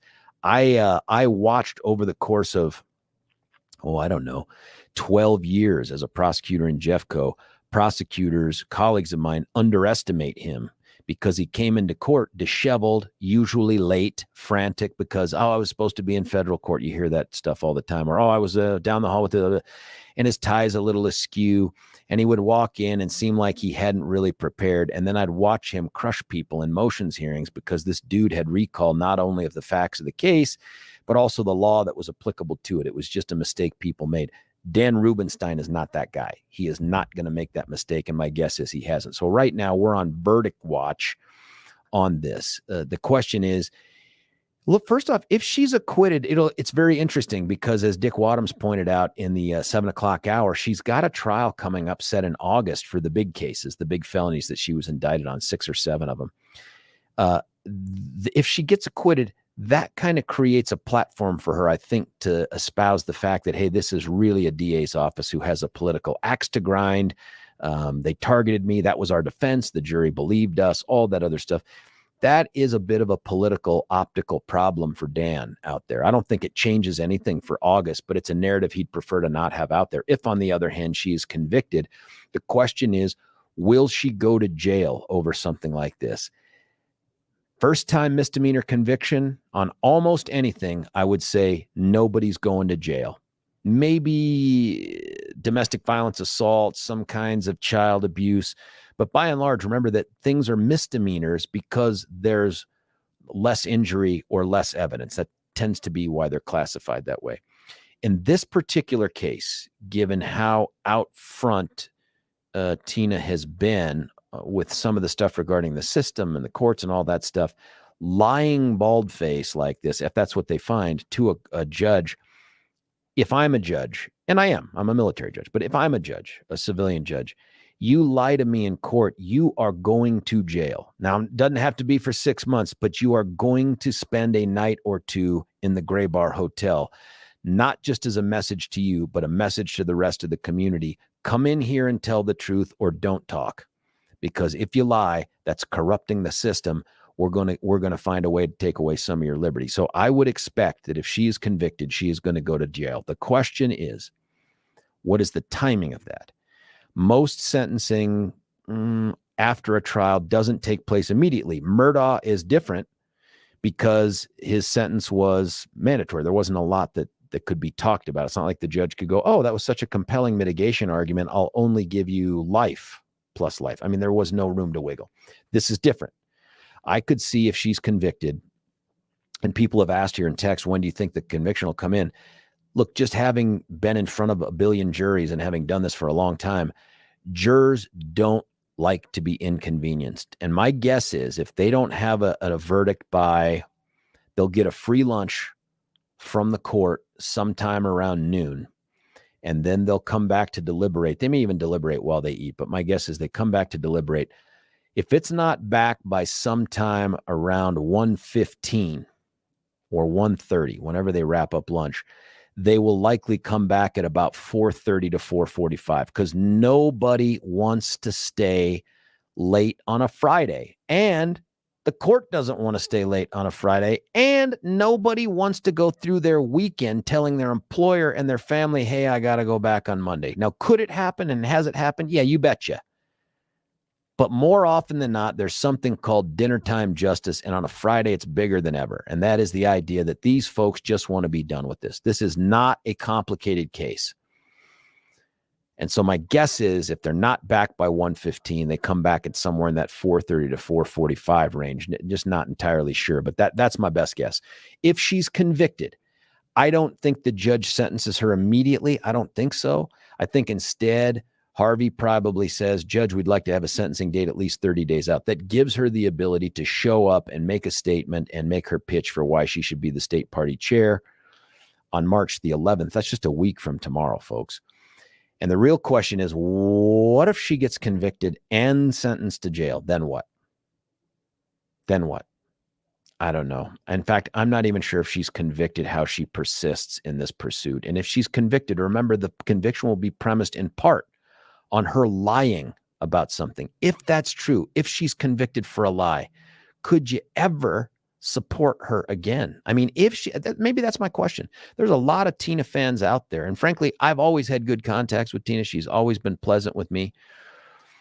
If Tina Peters is convicted of these misdemeanors, jail or not, should she still be running for the state party chair? I'd be interested to know your thoughts on that. 303-696-1971. You can hit us with the text too. I'm interested in that. Someone texting in here, I think Craig works at Harvey's law firm. I'm not sure who Craig is. Tell me who Craig. Oh, no, he doesn't anymore. Craig Silverman, who used to be on this station, used to work for them. I think he was like of counsel, but my understanding, and this is all just 18th hand, so you give it that kind of credibility, is that he broke up with them over their representation of Tina Peters, that he left that firm because he was so opposed to the whole Trump stuff and the Tina and all that other stuff. That's my understanding, 18th hand. That could be true. It might not be true. It kind of doesn't matter, but I don't think he works there anymore. Here's another one. This was from our friend Alexa, but this was about the mayoral thing. And then, of course, we go to the tube text as well. This is just a last second question. Should Tina Peters continue to run for state party chair if she's convicted today? 303-696-1971. Listen, I'm going to cut away for the last break. I want to tell you about somebody that we're talking about credibility here. This is a guy that oozes credibility. His name is Dan Caplis. And the reason that that matters for you is he appears in court and fights for the little guy. He is the stone and the sling in your little David hand against the giant insurance company Goliath. And this guy, man, his aim is true. When he gets in court, judges across the state know him by name, reputation, and many of them because he's practiced in front of them. This guy brings to the table things other attorneys can't. He's not part of a mill. And there are mills out there that just crank out these claims one after another to try to make a quick score because they know they're going to get their third to 40%. Dan, he's just not that guy. I mean, if you're looking for someone to rush you through and get you a check within the next week, probably not your guy. Doesn't mean don't give him a call and have a conversation with him, because my best guess is he talks you into doing it the right way. And that is pace yourself. And oh, by the way, for people who are like, yes, but I need help now. There are ways to do that don't require you to give up the settlement on a great case or to stop fighting against the insurance company. They count on you giving in quickly. They count on you being desperate for money. Dan knows those ways. I couldn't go through them all here on air, but there are ways to get you help outside of rushing through giving up on an important case. Have that conversation with Dan and Bobber and his team. Give him a call at 303-770-5551. 303-770-5551. I'm telling you, man, this is a guy that listen, there's something called the Jury Verdict Reporter. And I know you don't subscribe to it. I don't either, but I do read it from time to time when I get access to it. You can look at it online too. This dude just rings the bell for his clients. I know sort of how it happens because I worked for him 15 or 16 years ago, but I'm always amazed that it comes back and Dan Caplis has hit another home run for someone who was hurt. If you're that person or someone that you love or care about, turn them on to Dan. Doesn't matter who they've called up to this point. Have them call Dan and Bobber. It's Dan Caplis Law with a C.com, DanCaplisLaw.com. But give them that call, 303-770-5551. When we come back, Joe, Jim, everybody else on hold, we'll get to you. It's George Brockland on The George Show, 710 KNUS.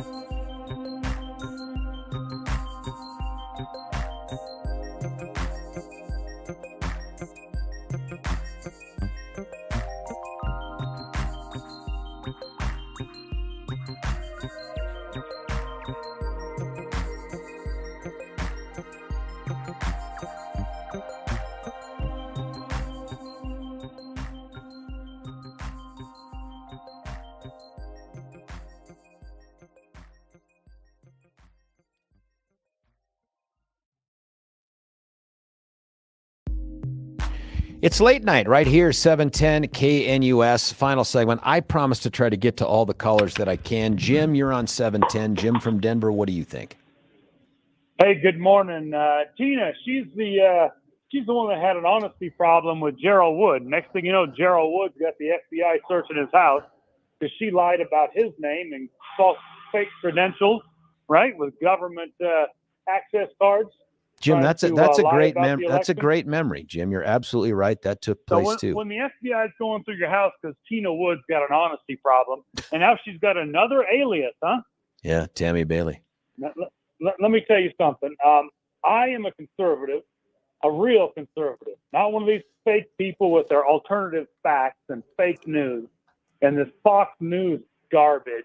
I don't need to lie to get through life. I don't know what the problem is, but these people do not represent me, and they never will. What do you think ought to happen here? First off, if she's convicted, and you sound passionate about this, I think I know the answer, but if she's convicted, should she go to jail, and for how long? I don't think she's going to go to jail at all, but she should be reprimanded. And for one thing that I'm positive about is a political party that pretends to be conservative, or at least calls themselves conservative and cares about America, should distance themselves from this psychotic liar. And I don't know if, when your patriotic son dies in the line of duty in what might be a fake war, right? Then wait a minute, who are we talking about now? We're not talking about Tina Peters anymore. Who are we talking about? Didn't she have a son that died in? Yeah, okay, yeah, you're right. She is a Gold Star mom. He did not die in a war, I believe. Oh, okay.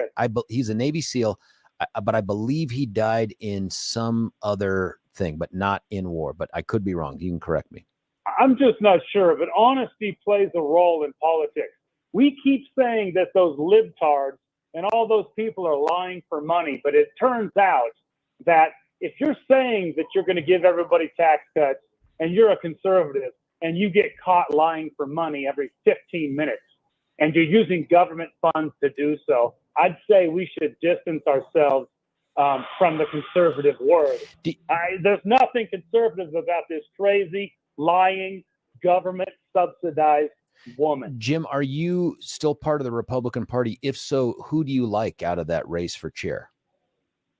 I can't find anybody that represents me. What are you looking for? Period. Man? What are you looking for in a leader there? I'm looking for someone along the lines of the people that can't get elected, the Tancredos, the people that say, hey, let's stop funding China and building their military. Let's stay the hell out of China, Mark. And if something says made in China on the bottom of it, turn it over, put it back on the shelf, and walk away. Do you really need it that badly? I guess it I depends. mean, these people what's are the price of liars. it? Jim, hey, have a great weekend, man. Have a great weekend. Beautiful. Thanks for the phone call. I appreciate that. I want to try to get to some more callers on the line here. Lewis from Aurora, you're on 710. What do you think, Lewis? Well, if she gets convicted, she shouldn't run for anything. And I knew, I got 40 years of law enforcement. I've done investigation. When I heard her story about the hotel, Yeah. I said, this woman is not telling the truth. She's not telling the truth. That stuff did not add up to me, how she explained what happened. No.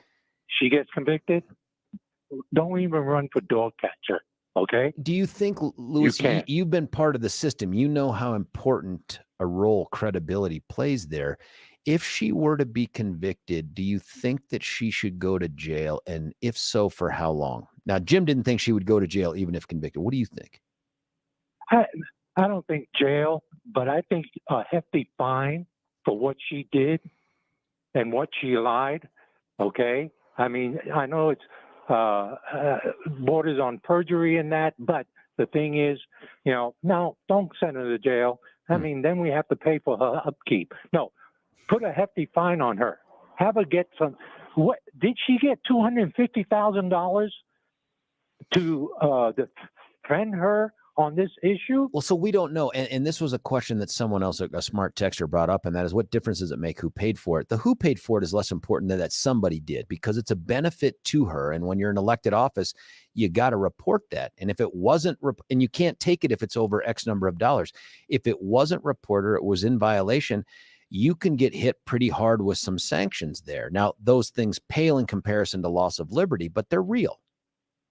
Right. I say hefty fine. Don't send her to jail, because we're going to have to pay for her upkeep, even 2 days in jail. Just give her a fine that she has to pay through her nose, and she realized what she did was totally wrong and against the people. I'm not sure if it's mercy or pragmatism, Lewis, but I get where your head is. For me, and I had said this, if I'm a judge, I would just quickly lose my temper with anybody coming into the courtroom and lying to me about something I ask them about, or they're provably false. I'm sure they're lied to all the time, but provably false. I would be so frustrated, and I catch them so infrequently. I'd want to say, guess who gets to be an example for others? It's just where I am. Right. Well, I can understand that, but I would say put a fine on her. And that would be an example to others that you lie, you're going to be paying for it, whether Lewis, it's in jail or money. Buddy, have a great weekend. Thank you so much, man. We'll hear from you again, I'm sure, next week. Hey, listen, my thanks to Dick Wadhams, to Mike Johnston, mayoral candidate out of Denver, one of the front runners, Tony Kovaleski from 7, and Representative Lisa Frizell, and, of course, you. It's Deb at 3, Stefan at 4, George Brockler, 710 KNUS.